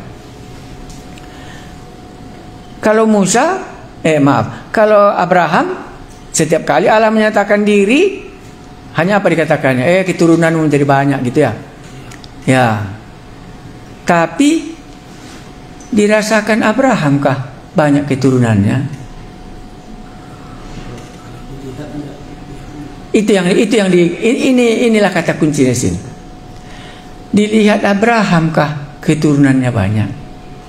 Maka senantiasa mengatakan Abraham melihat dari jauh. Ya. Jadi di dalam uraian yang panjang itu dikatakannya gini. Abraham ini hanya mendengar, tapi dia tidak dapat merasakan bahwa anak-anaknya sudah berada di sekelilingnya, memang sudah menjadi banyak. Itu yang dimaksudkan Allah. Aku memang menampakkan diriku kepadanya, tetapi mengenai namaku, aku belum menyatakannya. Ya, dia telah mengenal aku, tapi dalam menikmati, itu mungkin lebih cepat. Tetapi dalam menikmati aku adalah aku, itu tidak menjadi bagian Abraham, Ishak dan Yakub. Itu nanti menjadi bagian dari umat Israel waktu mereka keluar dari tanah Mesir. Di sanalah mereka ini dapat menikmati Allah yang namanya aku adalah aku. Kurasa itu benar teologi perjanjian barunya. Aku telah menampakkan diri kepada Yakub, pada Ishak dan kepada aku telah menampakkan diri kepada Abraham, Ishak dan Yakub. Tetapi mengenai namaku, aku belum pernah menyatakannya. Namaku di sini yang dimasukkan itu kan Yahweh ya. Ya, tapi yang dimasukkannya Yahweh di situ mereka belum pernah menikmati bagaimana aku Yahweh di tengah-tengah hidup mereka. Abraham hanya melihat janji. Ya. Ishak juga sama. Yakub juga sama. Tetapi sekarang umat Israel akan menikmati kehadiran Allah di dalam hidup mereka waktu mereka berjalan bersama-sama dengan Allah. Maka di dalam perjanjian baru sebenarnya boleh kita katakan aku adalah aku, akulah jalan, akulah kebangkitan, akulah hidup, aku adalah roti, karena kita sudah dapat menikmati nama Allah ini di dalam hidup kita. Makanya Anda nanti bandingkan bagaimana dekatnya umat Israel di kitab Keluaran dan bagaimana jauhnya Allah di dalam kitab Kejadian. Allah menampakkan diri, Allah berjanji. Ya, tetapi di dalam kitab Keluaran nanti Anda bisa lihat bagaimana umat Israel bisa menikmati pertolongannya. Umpamanya mengeringkan Laut Merah, ya. Ya, apalagi tidak ada air, Mara dan ini. Akhirnya keluar air gitu. Apalagi nggak enak lagi. Tiap hari makanan mana seperti ini. Oke, datang lagi burung puyuh gitu. Itulah yang dimasukkannya namaku yang dapat mereka nikmati. Baru dalam perjanjian baru memang kita menikmati Allah kita itu pesta Kana. Mereka bisa menikmati kehadiran Allah. Mereka semua kenyang dengan air anggur yang bagus itu. Mereka lapar. Dikasih makan 5 keter roti. Dapat menikmati Allah itu. Pemuda Nain mati. Dibuatnya lagi. Jadi janda itu menikmati kehadiran Allah dalam hidupnya. Itu yang dimasukkannya di sini. Walaupun ya berat ya, tapi bukan sesimpel ini. Tapi aku buat saja kalimatnya yang sangat sederhana, sehingga ini sangat penting kali. Ya, itulah ayat berapa tadi? Ayat 2 di sini. Ayat 3 aku rasa. Ayat 2 dalam bahasa Indonesianya. Aku telah menampakkan diri kepada Abraham, Ishak dan Yakub sebagai Allah yang Maha Kuasa. Tetapi dengan namaku Tuhan, aku belum menyatakan diriku. Mengenai namaku adalah Tuhan, belum pernah aku menyatakan diri kepada Abraham, Ishak dan Yakub. Apa artinya itu? Allah masih jauh dari Musa, dari Abraham, Ishak dan Yakub. Allah tidak hadir di tengah-tengah mereka, tetapi Allah hanya memberikan pertolongan. Umpamanya dia ke Mesir, datang tulah kepada Firaun, gitu ya. Kepada Ishak, ke Abimelek umpamanya, jangan kau itu istrinya, gitu ya. Kepada Yakub umpamanya, banyak kambingmu, kau ditokohi mamamu Laban, sekarang menjadi banyak upahmu. Seperti itu saja dia. Tetapi mengenai namaku, mereka bisa menikmatinya, aku hadir di tengah-tengah mereka. Itu belum pernah terjadi. Jadi kalau begitu dalam kitab Keluaran nanti bisa kita lihat Allah itu begitu dekat dengan umat Israel yang berjalan dari tanah Mesir menuju tanah Kanaan. Berbeda dengan kitab Kejadian. Tapi nanti waktu kita masuk kitab perjanjian baru, memang kita menikmati pergaulan kali kita dengan Allah. Dibuatnya nyata pertolongan itu dalam hidup kita, dalam keperluan kita sehari-hari. Itu yang dimaksudkannya mengenai namaku belum. Katanya tadi, aku belum menyatakan diriku kepadanya dalam namaku, aku adalah aku.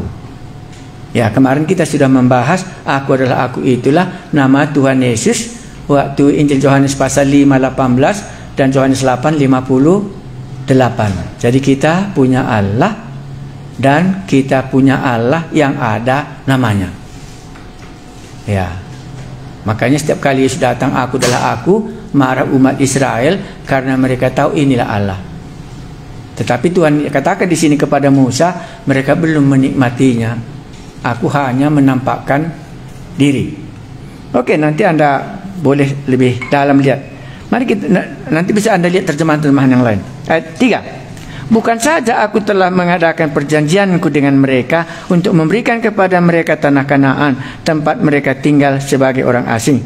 Tetapi aku sudah mendengar juga orang Israel yang telah diperbudak oleh orang Mesir, dan aku ingat kepada perjanjianku. Bagus ya, ini enggak usah lagi. Allah mengingat perjanjiannya. Sebab itu katakanlah kepada orang Israel, akulah Tuhan. Aku akan membebaskan kamu dari kerja paksa orang Mesir, melepaskan kamu dari perbudakan mereka, dan menebus kamu dengan tangan yang teracung dan dengan hukuman-hukuman yang berat. Aku akan mengangkat kamu menjadi umatku, dan aku akan menjadi Allahmu, supaya kamu mengetahui bahwa akulah Tuhan Allahmu yang membebaskan kamu dari kerja paksa orang Mesir. Ini janji ya. Mari kita lanjutkan. Dan aku akan membawa kamu ke negeri yang dengan sumpah telah kujanjikan memberikannya kepada Abraham, Ishak dan Yakub, dan aku akan memberikannya kepadamu untuk menjadi milikmu. Akulah Tuhan.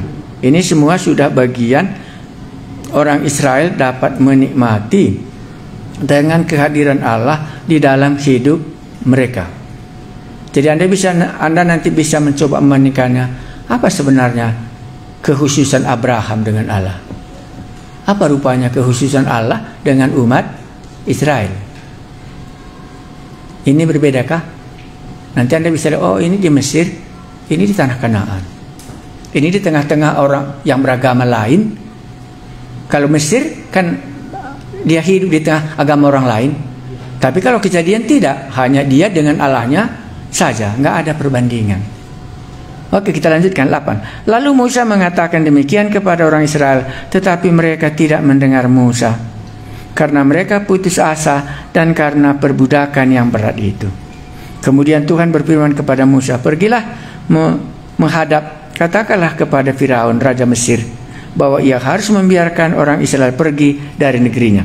Tetapi Musa berkata di hadapan Tuhan, orang Israel sendiri tidak mendengarkan aku. Bagaimanakah mungkin Firaun akan mendengarkan aku? Aku seorang yang tidak petah lidah. Demikianlah Tuhan telah berfirman kepada Musa dan Harun, serta mengutus mereka kepada orang Israel dan kepada Firaun raja Mesir dengan membawa perintah supaya orang Israel dibawa keluar dari Mesir. Inilah moyang Musa, ini keturunannya kita tidak baca, karena kita mau melihat bagaimana Musa menghadap, karena kita mau mengenal Allah di tengah-tengah pergumulan orang Mesir. Bagaimana nanti Allah menyatakan dirinya. Sudah bisa bandingkan kitab Kejadian dengan kitab Keluarannya. Ya, kalau kitab Keluaran semuanya ada musuh, ada Allah, ada hati yang mau, ada hati yang tidak mau. Kitab Kejadian tidak, antara Abraham dengan Allah, tidak ada yang lain. Itu perbedaannya. Mari kita lanjutkan ayat 27. Kita lompati ini kan namanya. Pada waktu Tuhan berfirman kepada Musa di tanah Mesir, Tuhan berfirman kepadanya, akulah Tuhan. Katakanlah kepada Firaun raja Mesir, segala kufirmankan kepadamu. Tetapi Musa berkata di hadapan Tuhan, bukankah aku ini seorang yang tidak petah lidahnya? Tetap itu alasannya. Bagaimanakah mungkin Firaun akan mendengarkan aku? Jadi sulit ya.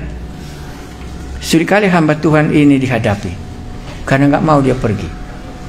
Anda bisa bayangkan bagaimana hati Tuhan. Berfirmanlah Tuhan kepada Musa, lihat aku mengangkat engkau sebagai Allah bagi Firaun, dan Harun abangmu akan menjadi nabimu. Engkau harus mengatakan segala kuperintahkan kepadamu, dan Harun abangmu harus berbicara kepada Firaun supaya dibiarkannya orang Israel itu pergi dari negerinya. Tetapi aku akan mengeraskan hati Firaun, dan aku akan memperbanyak tanda-tanda dan mujizat-mujizat yang kubuat di tanah Mesir. Bila mana Firaun tidak mendengarkan kamu, maka aku akan mendatangkan tanganku kepada Mesir dan mengeluarkan pasukanku, umatku, orang Israel dari tanah Mesir dengan hukuman-hukuman yang berat. Dan orang Mesir itu akan mengetahui bahwa akulah Tuhan apabila aku mengacungkan tanganku terhadap Mesir dan membawa orang Israel keluar dari tengah-tengah mereka. Apa tentang Allah? Apakah yang diceritakan Allah kepada Musa dalam bagian ini? Satu tujuannya apa? Supaya mereka tahu bahwa akulah Tuhan Allah. Nanti Anda langsung ingat waktu Sadrah, Mesak dan Abednego, Daniel, supaya di tengah Babylon juga mereka tahu bahwa akulah Tuhan Allah. Itulah dia. Dan di sini Tuhan yang paling berbahaya apa? Mengeraskan hati. Jadi Tuhan yang mengeraskan hati, bukan kita. Demikianlah diperbuat Musa dan Harun seperti yang diperintahkan Tuhan kepada mereka. Demikianlah diperbuat mereka. Adapun Musa 80 tahun umurnya dan Harun 83 tahun ketika mereka berbicara kepada Firaun. Mereka seringkali katakan Musa itu 40 tahun, 40 tahun dan 40 tahun. Ngerti maksudnya? 40 tahun dari Mesir bersama di rumah Firaun, 40 tahun dia di Midian, nanti 40 tahun dia di padang gurun. Maka matilah Musa dalam umur 120 tahun. Harun 3 tahun cuma bedanya umur mereka. Jadi 40 tahun, 40 tahun, dan 40 tahun. Itulah pengalamannya. Berikutnya, dan Tuhan berfirman kepada Musa dan Harun, apabila Firaun berkata kepadamu, tunjukkanlah suatu mujizat, maka haruslah kau katakan kepada Harun, ambillah tongkatmu dan lemparkan itu di depan Firaun, maka tongkat itu akan menjadi ular. Musa dan Harun pergi menghadap Firaun. Lalu mereka berbuat seperti yang diperintahkan Tuhan. Harun melemparkan tongkatnya di depan Firaun dan para pegawainya, maka tongkat itu menjadi ular.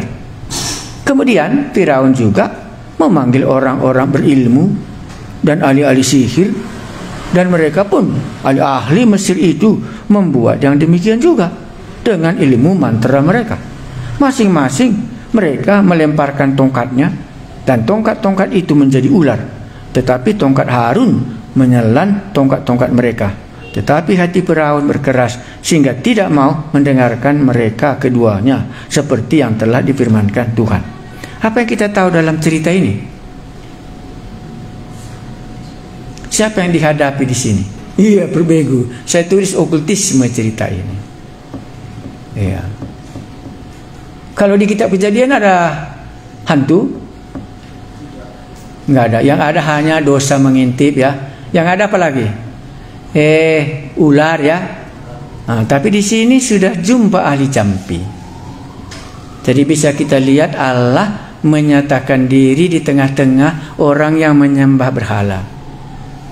Makanya di sini mujizat ular dan ular, ya. Karena ular itu adalah binatang yang kudus di tengah-tengah orang Mesir. Itulah Allah mereka. Baru Musa buat ular, ahli jampi juga bisa buat ular. Jadi kuasa dua-dua diungkapkan. Itu kan maksudnya di sini. Ya. Jadi ada dua kuasa. Maka tadi kita bilang kalau kita memberitakan Injil harus kita tahu ada dua kuasa ini. Karena itu yang pertama terjadi di pelayanan Musa untuk membebaskan umat Israel dari Mesir. Dibuatnya ular, datang lagi ular. Hanya dikatakan di sini dimakannya lah semua ular-ular itu gitu. Baik, yang kedua. Tetapi Firaun tidak membiarkannya walaupun kalah, ya. Inilah tulah pertama, air menjadi darah. Berfirmanlah Tuhan kepada Musa, Firaun berkeras hati. Ia menolak membiarkan bangsa itu pergi. Pergilah kepada Firaun pada waktu pagi. Pada waktu biasanya ia keluar ke sungai. Nanti kala di tepi sungai Nil dengan memegang di tanganmu tongkat yang tadinya berubah menjadi ular. Dan katakanlah kepadanya, Tuhan Allah orang Ibrani. Tetap, ya. Jadi Anda harus tahu Tuhan Allah Anda itu berbeda dengan Tuhan Allah orang lain. Ya, telah mengutus aku kepadamu untuk mengatakan, biarkanlah umatku pergi, supaya mereka beribadah kepada aku di padang gurun. Meskipun begitu, sampai sekarang engkau tidak mau mendengar. Sebab itu beginilah firman Tuhan, hal ini yang kulakukan akan kau ketahui bahwa akulah Tuhan Allah. Lihat, dengan tongkat ini di tanganku, ini akan kupukul air yang di sungai Nil, dan air itu akan berubah menjadi darah.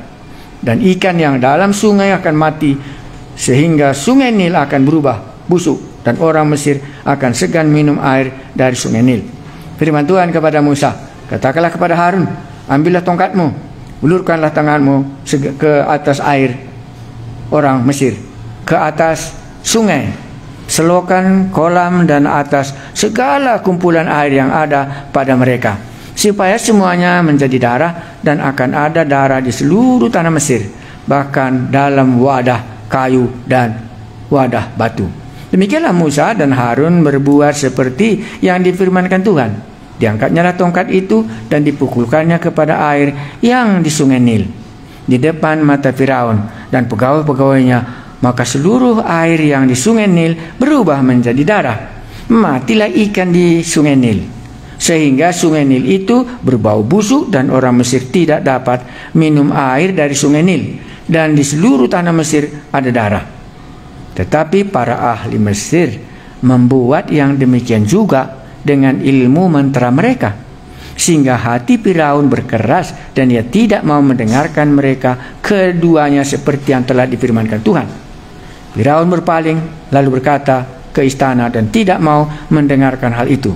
Tetapi semua orang Mesir menggali di sekitar sungai Nil mencari air untuk diminum, sebab mereka tidak dapat meminum air sungai Nil. Demikianlah genap 7 hari berlalu setelah Tuhan menulahi sungai Nil. Inilah tulah pertama. Kita katakan tulah. Bagaimana kuasanya Allah itu? Kan kita mau mengenal dari kitab Keluaran ini, siapakah Allah ini di tengah-tengah penyembah berhala. Ya. Ular bisa dibuat mereka? Bisa. Air menjadi darah juga? Siapa bisa? Orang Mesir? Bisa? Bisa. Musa juga? Bisa? Bisa. Ada kekuatan. Jadi Allah menunjukkan 2 kuasa di sini. Padahal sungai Nil itulah tempat beribadah mereka, sungai Nil itulah Allah mereka, dari mana mereka hidup. Sekarang sudah berubah. Jadi ahli jampi juga bisa. Jadi dalam cerita ini apa yang kita dapat tentang Allah?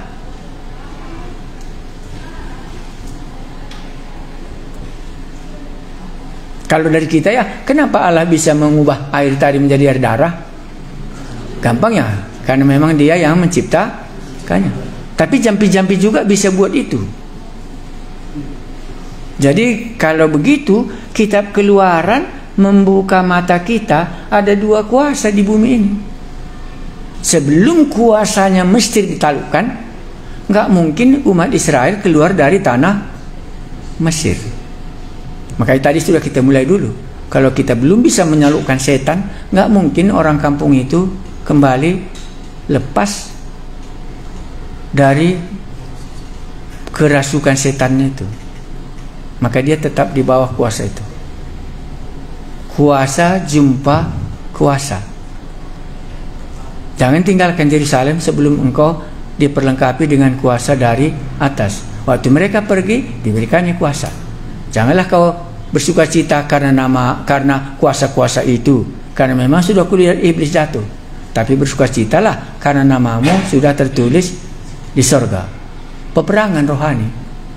Jadi kalau dari segi ini aku bisa mengerti, kita hidup di sini bukan netral kita. Kita bisa di bawah kuasa Mesir dengan jampi-jampinya, bisa juga kita di kuasa Musa dan Harun yang berasal dari Allah kuasanya. Ada 2 di sini golongan. Ada golongan Firaun, ada golongan orang Mesir. Ada golongan Harun, Musa, ada golongan jampi-jampi gitu. Jadi kalau kita membaca di sini mulainya okultisme. Iya.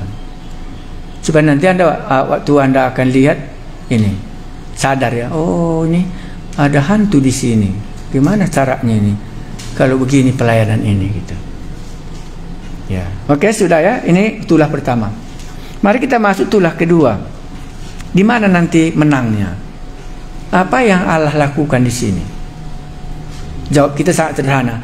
Allah sedang menyatakan dirinya kepada orang yang tidak mengenal Allah. Dan Allah menyatakan dirinya kepada umat Israel supaya juga orang Israel itu bisa membandingkan Allah Mesir dengan Allah Israel. Bolehkah Anda membandingkan sekarang Yesus yang Anda terima dengan Allah orang lain? Karena ini akan kita jumpa 2 kuasa. Kalau kitab Kejadian kita nggak melihat 2 kuasa, cuma 1 aja. Itulah Allah. Di sini Allah berhadapan dengan kuasa kegelapan. Makanya mereka nggak mau melepaskannya. Ya. Oke, sekarang masuk kita tulah yang kedua ya. Berfirmanlah Tuhan kepada Musa, pergilah menghadap Firaun dan katakanlah kepadanya, beginilah firman Tuhan. Biarkanlah umatku pergi supaya mereka beribadah kepadaku. Untuk apa orang ini dibebaskan dari Mesir? Oke ya, sudah ini sudah kita pegang ya. Jadi aku diselamatkan supaya aku bisa beribadah kepada Allah. Karena di neraka nanti tidak ada ibadah kepada Allah. Bisa ya? Apa artinya ibadah? Nah, di dalam Kejadian apa artinya beribadah? Mereka memanggil nama Tuhan dan memberikan ya. Itu dari kitab Kejadian sampai kitab Ulangan sama. Beribadah artinya memberikan persembahan kepada Allah. Tandanya dia takluk kepada Allah. Oke, sekarang saya baca. Berfirmanlah Tuhan kepada Musa. Kembali lagi Allah memerintahkan, bukan tindakan Musa. Berfirmanlah Tuhan kepada Musa, pergilah menghadap Firaun dan katakan kepadanya, beginilah firman Tuhan, biarkanlah umatku pergi supaya mereka beribadah kepadaku. Jika engkau menolak membiarkannya pergi, maka aku akan menulahi seluruh daerahmu dengan kata-kata akan mengeriapi dari sungai Nil, lalu naik dan masuk ke dalam istanamu dan kamar tidurmu, yang sampai ke dalam tempat tidurmu, ke dalam rumah pegawai-pegawaimu dan rakyatmu, bahkan ke dalam pembakaran rotimu, serta ke dalam tempat adunanmu. Kata-kata itu akan naik memanjati engkau, memanjati rakyatmu dan segala pegawaimu. Berfirmanlah Tuhan kepada Musa, katakanlah kepada Harun, ulurkanlah tongkatmu dengan tongkatmu itu ke atas sungai, ke atas selokan dan ke atas kolam, dan buatlah kata-kata, bermunculanlah meliputi tanah Mesir. Lalu Harun mengulurkan tangannya ke atas segala air di Mesir, maka bermunculanlah kata-kata lalu menutupi tanah Mesir. Ayat 7. Anda yang baca. Tetapi para ahli itu pun membuat yang demikian juga dengan ilmu-ilmu mantra mereka, sehingga mereka membuat kata-kata bermunculan meliputi tanah Mesir. Terus. Kemudian Firaun memanggil Musa dan Harun serta berkata, berdoalah kepada Tuhan supaya dijauhkannya kata-kata itu daripadaku dan daripada rakyatku, maka aku akan membiarkan bangsa itu pergi supaya mereka mempersembahkan korban kepada Tuhan. Kata Musa kepada Firaun, silahkanlah Tuanku katakan kepadaku, bila aku akan berdoa untukmu, untuk pegawaimu dan rakyatmu, supaya kata-kata itu dilanyakkan daripadamu dan dari rumah-rumahmu, dan hanya tinggal di sungai Nil saja. Katanya, besok. Lalu kata Musa, jadilah seperti katamu itu, supaya Tuanku mengetahui bahwa tidak ada yang seperti Tuhan Allah kami. Ya. Maka kata-kata itu akan dijauhkan daripadamu, dari rumahmu dan dari pegawai-pegawaimu dan dari rakyatmu, dan hanya akan tinggal di sungai Nil. Lalu Musa dan Harun keluar meninggalkan Firaun, dan Musa berseru kepada Tuhan karena kata-kata yang didatangkannya kepada Firaun. Masih ada dua tetap bisa dilakukan oleh okultisme. Bahkan sudah tiga, mulai dari apa? Ular, darah, baru kata. Kekuasaannya. Ya, dan Tuhan melakukan seperti yang dikatakan Musa, sehingga kata-kata itu mati lenyap dari rumah dan dari halaman, dari ladang. Dikumpulkan oranglah, bangkai-bangkai bertumpukan, sehingga tanah itu berbau busuk. Tetapi ketika Firaun melihat bahwa telah merasa kelegaan, ia tetap berkeras hati dan tidak mau mendengarkan mereka keduanya, seperti yang telah difirmankan Tuhan. Jadi kalau kita melihat Allah di sini, ya boleh kita kenal kuasanya di tengah-tengah kuasa kegelapan. Baru masuk nyamuk, ini ketiga ya. Berfirmanlah Tuhan kepada Musa, katakanlah kepada Harun, ulurkanlah tongkatmu dan pukulkanlah itu ke dalam debu tanah, maka debu itu menjadi nyamuk di seluruh tanah Mesir. Lalu mereka berbuat demikian. Harun mengulurkan tangannya, tongkatnya, dan memukul keduanya ke depan tanah, maka nyamuk-nyamuk itu hingga pada manusia dan pada binatang. Segala debu tanah menjadi nyamuk di seluruh tanah Mesir. Para ahli itu pun membuat yang demikian juga dengan ilmu mantranya untuk mengadakan nyamuk-nyamuk, tetapi mereka tidak dapat. Demikianlah nyamuk-nyamuk itu hingga pada manusia dan pada binatang. Maka berkatalah para ahli itu kepada Firaun, inilah tangan Allah. Jadi kalau singkat ceritanya, Oh, Allah sedang memperkenalkan dirinya kepada orang-orang ahli jampi. Bukan saja kepada umat Israel. Makanya dibiarkannya selangkah demi selangkah. Langsung dikatakan, tetapi mereka tidak dapat lagi. Itulah yang ketiga, mereka nggak sanggup lagi. Dari nyamuk sudah berhenti. Ya, jadi ada batasnya ya. Ya, saya tulis di sini ayat-ayat yang sesuai dengan ini. Yohanes pasal 4 ayat 4 tahu kita ya. Baru Markus pasal 5. Itu di samping ayat 19 ini. Ada batasnya kuasa gelap itu. Tetapi Tuhan mengizinkannya dipamerkan. Nanti kita akan, saya ulangi nanti. Dengan demikian kita nanti melihat waktu Yesus di bumi juga dipamerkannya kuasa gelap itu. Ada yang diusirnya, tapi masih dibiarkannya menggelepar-gelepar ya. Ya, dipamerkan. Supaya keluar, inilah tangan Allah. Keluar pengakuan orang yang ada Allahnya selain Allah yang menciptakan langit dan bumi. Maka di situ saya tulis Yohanes 4 ayat 4. Markus pasal 5 kan tahu dah ceritanya ya. Ya, Lukas 10 ayat 17 aku melihat ini. Baru bilangan 23 ayat 23 ya. Mantra dan tenung tidak mempan kepada umat Israel. Itu dalam kitab bilangan itu. Barulah Yohanes 3 ayat 8. Anak manusia datang untuk membinasakan pekerjaan iblis. Ini komplitnya. Saya ulangi. Yohanes 4, 1 Yohanes 4 ayat 4. Markus pasal 5 kita sudah tahu ceritanya. Lukas 10 ayat 17 pengutusan 70 murid.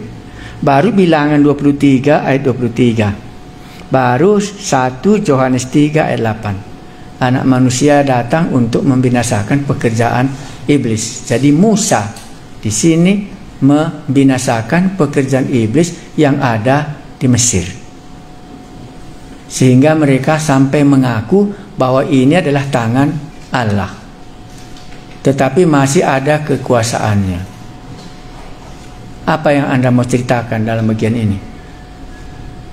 Karena ada adikku dulu tamat Bible camp di sini, pulang dia berat dia karena di rumahnya itu ada orang kerasukan setan.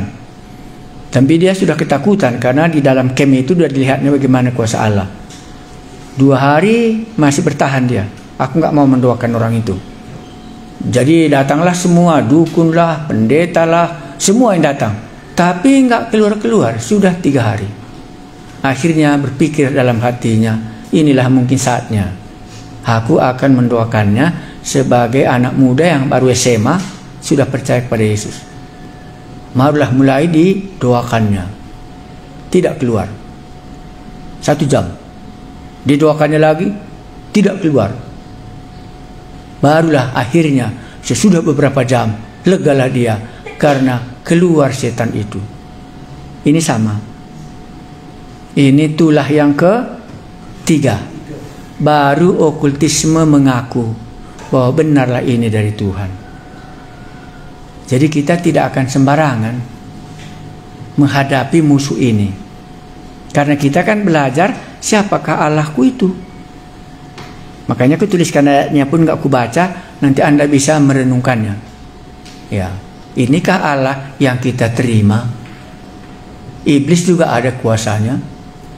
Tetapi masuk mujizat ketiga, ahli-ahli jampi harus mengakuinya. Kalau inilah tangan Allah. Aku menjadi orang Kristen karena itu salah satu sebabnya. Karena opungku itu jago kali ilmunya. Tetapi waktu satu kali terjadi, itu dikatakannya, kalau memang benar dari Allah yang jadi, Allah yang pencipta langit dan bumi ini, nggak bisa kita halangi. Allah itulah lebih berkuasa daripada Allahku ini. Waktu itu aku masih SMA. Ku ingat kali. Baru ku baca kitab ini, baru aku mengerti. Jadi bisa kita lawan, masih kelihatan kuasa setannya. Kedua, masih kuasa. Ketiga, baru bisa. Tetapi akhirnya bagaimanapun, dia harus mengaku. Itu sudah masuk tulah ketiga. Sudah cukup ya. Sudah cukup kau melihat kuasa Allah. Sekarang harus kamu mengakui bahwa ini berasal dari tangan Allah. Jadi bukan langsung ada pengakuannya. Itu yang kita belajar tentang Allah. Maksudnya apa, Pak? Allah tidak langsung membinasakannya, tapi dia bawa selangkah demi selangkah. Kalau nggak bisanya dibinasakannya semua, tapi dia tidak berbuat demikian, supaya kita meresapinya dan mempelajari cerita itu. Tapi kalau dalam pelayanan saya biasanya, karena kemungkinan imanku tidak kuat ya, nggak pernah izinkan lama-lama. Ya, 1-2 kali berdoa ditengking, langsung dia sembuh. Tapi kalau ada pelayanan kami dulu di Medan, itu ada 1 minggu baru dia lepas. Berbeda-beda. Ya, tetapi mungkin imanku nggak kuat, Tuhan pikir nanti nggak selesai. Ya, kadang-kadang, ngapain kau di situ? Pergilah kau sudah. Karena dia sudah pindah, dia masuk ke dalam kerajaan Allah. Oh, gitu, langsung dia sembuh. Nggak pun kudoakan. Ya, karena mungkin konsepku tadi ini setan dan dibawa ke rumahku dan ini hati yang sudah siap berbalik kepada Allah. Ngapain lagi kau masuki dia? Nggak malu kau kan dia sudah datang ke sini, masuk di kerajaan Allah. Tinggalkanlah dia gitu. Langsung sembuh dia. Ya, nggak perlu kali aku bergumul. Tapi mungkin karena beda, hatinya sudah rela pindah dari kuasa maut masuk ke dalam kerajaan Allah. Tapi ada yang bolak-balik. Ada yang lepas, datang lagi, lepas, datang lagi. Karena mungkin persiapan hatinya nggak mantap gitu. Tapi yang Tuhan izinkan sama saya biasanya nggak ada yang berat-berat kali. Ya, datang dia ke rumah, okelah sudahlah ya. Kalau dia sudah datang ke rumahku ini, tadi ini kan engkau rajanya, sekarang ia sudah jadi rajanya, pergilah kau, amin gitu. Dah, makan, minum, sehat. Baru ku ajarilah di Alkitab 1 bulan gitu. Ya. Kan di sini kan bergumul ya. Ya. Nanti Anda baca di dalam pelayanan Tuhan Yesus bagaimana dia menghadapinya. Makanya okultisme nggak bisa kita lalaikan. Adalah salah satu bagian. Kalau dia nggak bagian Tuhan Yesus, maka dia adalah bagian setan. Nggak ada di tengah-tengah. Ini yang mau diceritakan di sini. Oke, mari kita lanjutkan sampai tulah keberapa nanti Anda bisa baca di rumah. Oke, sudah tulah keberapa sekarang? 4. Ya, saya baca. Berfirmanlah Tuhan kepada Musa, bangunlah pagi-pagi dan berdirilah menantikan Firaun. Harus lagi dihadapi. Nggak bosan ya?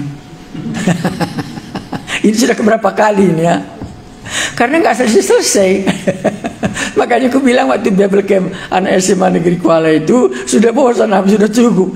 Karena setiap kebaktian ada lagi kerasukan setan. Akhirnya aku doakan jangan lagi lah sekali ini. Karena aku terus pengkhotbah tunggal.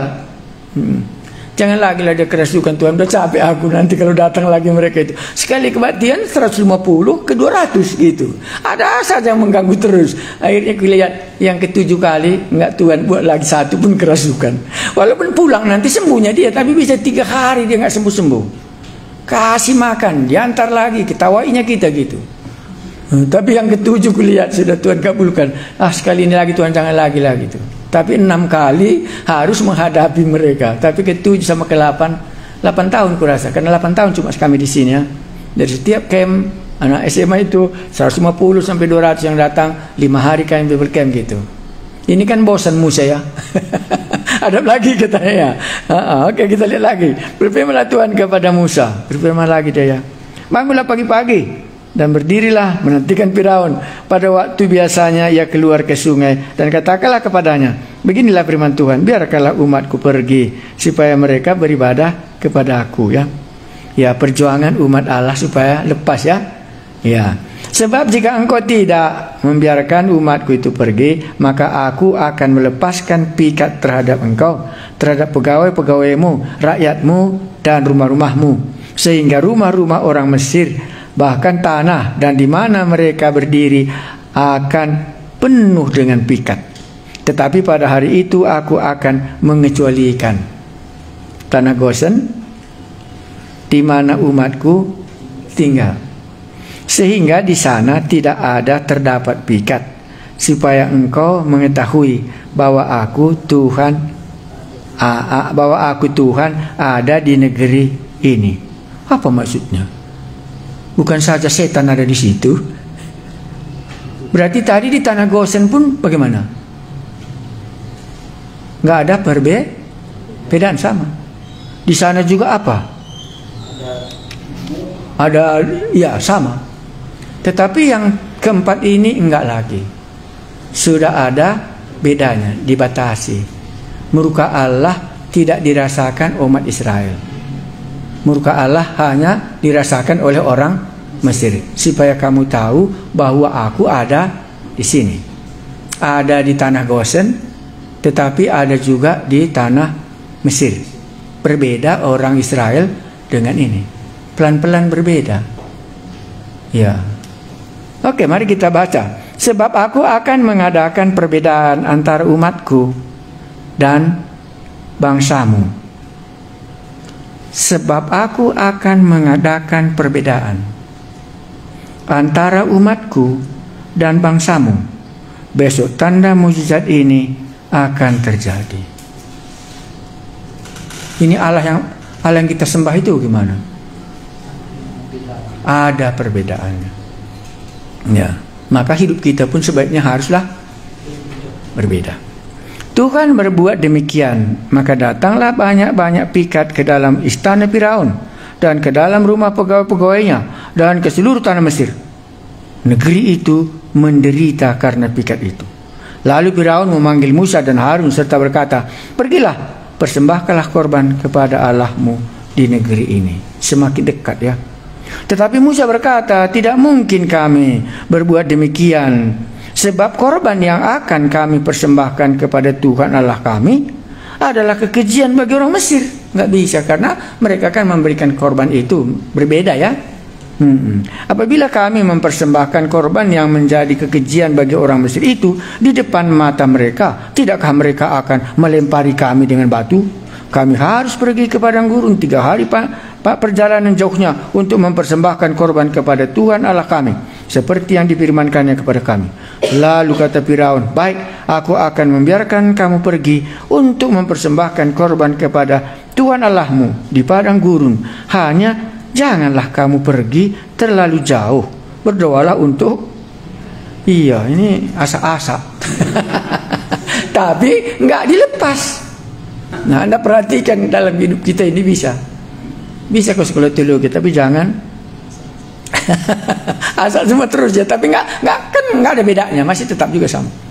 Lalu kata Musa, sekarang aku keluar meninggalkan Tuanku dan aku berdoa kepada Tuhan, maka pikat itu akan dijauhkan besok dari Firaun, dari pegawai-pegawainya dan rakyatnya. Hanya janganlah Firaun berlaku curang lagi dengan tidak membiarkan bangsa itu pergi untuk mempersembahkan korban kepada Tuhan.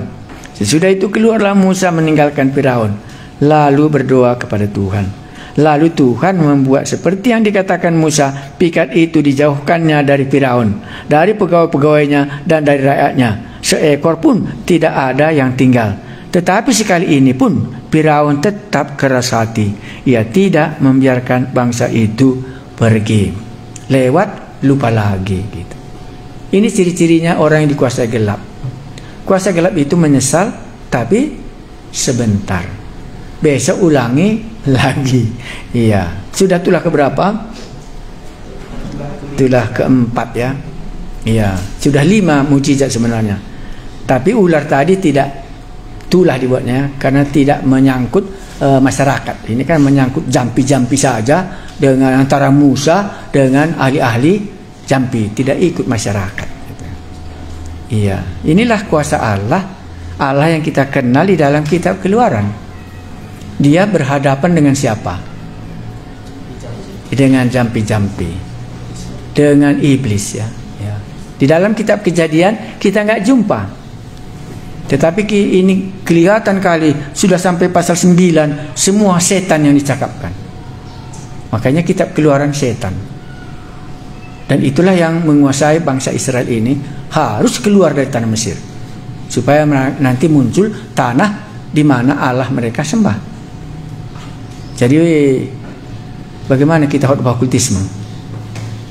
Sudahkah Anda tuntas dalam okultisme? Karena ini lengket. Sesudah kitab Kejadian, maka musuh yang ditunjukkan di dalam kitab Keluaran adalah semua penyembahan berhala. Semua sangkut pautnya dengan iblis. Ya, dan nanti Anda bisa lihat. Ya, sampai nanti selesai, semua nanti kematian baru selesai. Mati nanti anak bungsu, anak sulungnya Firaun, baru dia bisa melepaskannya. Kematian upahnya baru lepas. Jadi nggak tanggung-tanggung kalau kita mengabarkan Injil. Kalau nggak tuntas kuasa gelap, nggak bisa berdiri gereja.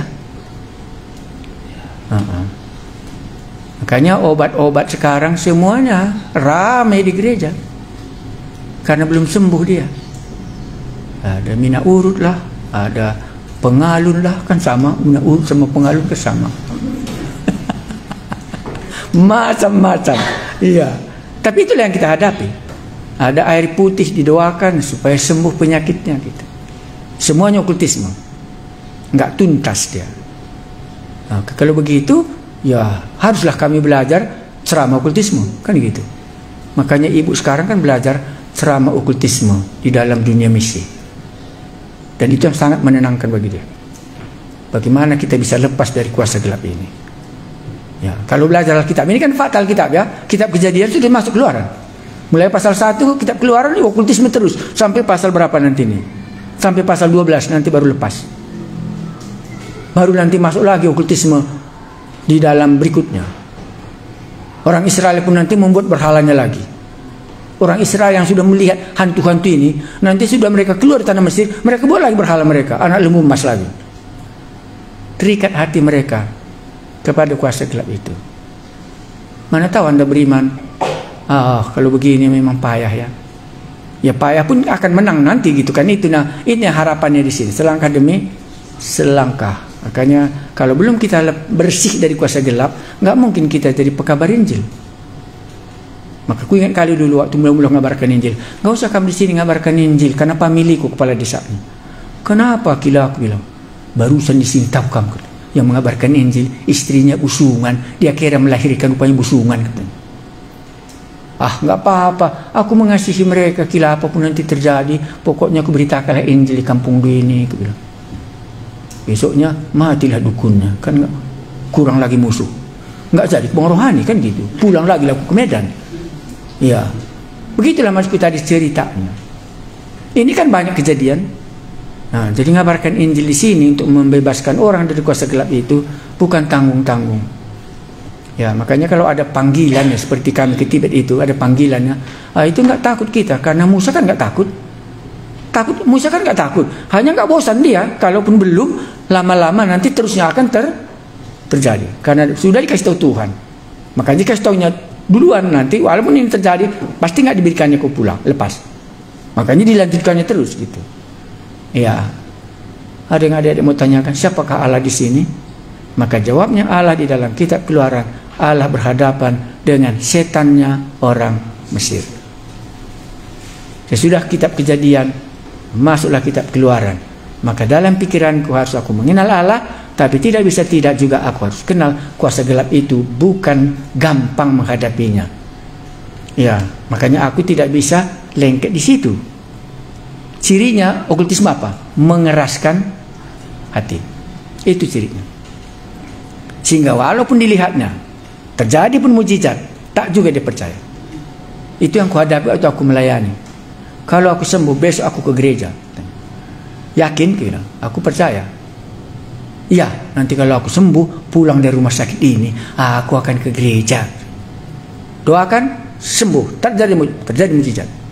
Siap itu dia terpanggil kulo dengakah, bayangkan. Sembahnya lagi berhalanya itu. Nggak bisa. Akhirnya waktu dia mati, nggak diizinkannya lagi aku mendoakannya. Jangan lagi disuruh datang. Padahal keluarga aku kali kan. Yalah kalau sudah ambil keputusan kan tidak bisa lagi. Tapi dilihatnya ya, asal aku datang, hormat dia. Kalau doa makan, pasti aku disuruhnya doa makan. Tetapi itu dia sakit, itu tadilah. Kalau aku nanti sembuh, pulang kampung, aku dibaptis jadi orang Kristen. Dan aku yakin ini pasti jadi, kupikir. Sembuh, pulang kampung, tidak terjadi, sampai meninggal. Ini okultisme. Nah, jadi kalau kita mengenal Allah secara doktrin, kita harus mengenal Allah di dalam doktrin hubungannya dengan kuasa gelap. Kan tadi mujizat ya, ular lagi, jadi lagi, sungai ini lagi, jadi lagi, ini jadi. Ini sudah tulah yang tulah ketiga sudah mulai jampi-jampinya itu ngaku ya. Ini benar-benar tangan Tuhan. Mau dia percaya? Kalau jadi percaya kan nggak ada lagi tulah keempat kan, nggak akan sampai tulah yang ke-10, nggak mau dia. Makanya cara melayani okultisme, Anda sudah masih tahu. Hari ini dia percaya, besok tetap dia nggak percaya. Saya sudah pergi muruka Allah, balik lagi dia ke situ. Keluar lagi muruka Allah, balik lagi dia ke situ. Nggak bisa dia lepas. Kan ini terus ya. Musa lagi, Tuhan jauhkanlah ini katanya. Iyalah. Dijauhkan Tuhan lagi, berubah lagi hatinya, kan begitu. Besok buat lagi mujizat lagi. Oke, doakanlah Musa, aku sudah rela pergi kalian ya, tapi jangan terlalu jauh katanya. Oke, tetap. Iya, Anda bisa melihat nanti. Inilah kuasa gelap. Anda bisa melihat di kampung, di mana-mana Anda akan lihat. Oh, ini cirinya. Sudah aku belajar tentang Allah di dalam kitab Keluaran. Ini yang dihadapi. Makanya kalau belum bersih okultisme, tak mungkin gereja itu akan maju. Dia akan semakin ke sana. Akhirnya campurlah. Ya, di dalamnya tabas dan di dalamnya Alkitab. Akhirnya jadilah kacau balau. Ya, itu yang kita lihat. Makanya mengenal Allah, kupilih bukan dari buku doktrin, tapi kupilih dari Alkitab sendiri. Ya, sampai di sini kita berdoa. Sebelum nanti Anda tahu kan kita setiap buku kan ada ya. Jadi tambahkan buku ini di situ. Ini nanti buku pelajaran kita dari kitab Keluaran ini saya pakai. Jadi buku yang kita pelajari ini kan satu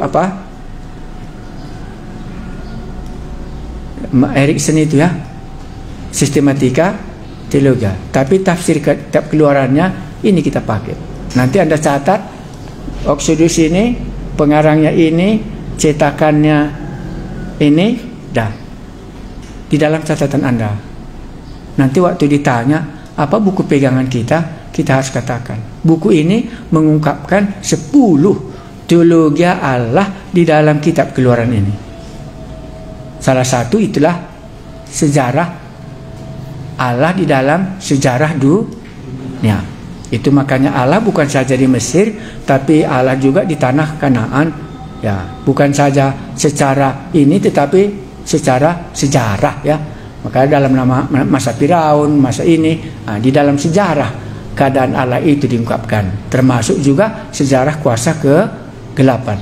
Hanya sampai sekarang belum kita bicarakan dari mana datangnya iblis ini. Ya, karena kita nggak mau kali iblis dari mana datangnya. Karena itu merupakan ayat-ayat ya. Ya, dan itu ada di dalam kitab Yehezkel. Itu ada dalam kitab Ayub. Padahal kita kitab Kejadian sama kitab Keluaran pun belum pernah kita baca. Maka saya tidak lompat. Jadi Anda bisa mengenal Allah dalam kitab Kejadian, Anda bisa mengenal Allah dalam kitab Keluaran. Kitab Keluaran Allah berhadapan dengan iblis. Itu yang diceritakan. Di dalam kitab Kejadian tidak. Allah berhadapan dengan penciptaan alam semesta. Allah berhadapan dengan Allah memilih Abraham dari keturunan mula gitu ya. Jadi hampir seluruhnya Allah sehubungan dengan penciptaannya. Allah di dalam cerita itu hubungannya semua kuasanya dalam alam semesta ini. Di dalam kitab Keluaran tidak. Allah berhadapan dengan musuh ala-ala orang Mesir, ahli-ahli campi. Itu perbedaannya. Ya, sehingga kita belajar okultisme dari kitab Keluaran itu. Mari kita berdoa. Kami mengucap syukur boleh membaca kitab Keluaran ini. Bolehlah kami mengenal Allah yang harus berhadapan dengan setan. Kami hari ini harus mengakui bahwa untuk itulah Yesus datang ke dunia, untuk membinasakan perbuatan iblis itu. Berilah kami siuman bahwa hanya ada 2 kerajaan. Kerajaan Allah kah atau kerajaan iblis? Tidak ada di tengah-tengahnya. Terima kasih Tuhan.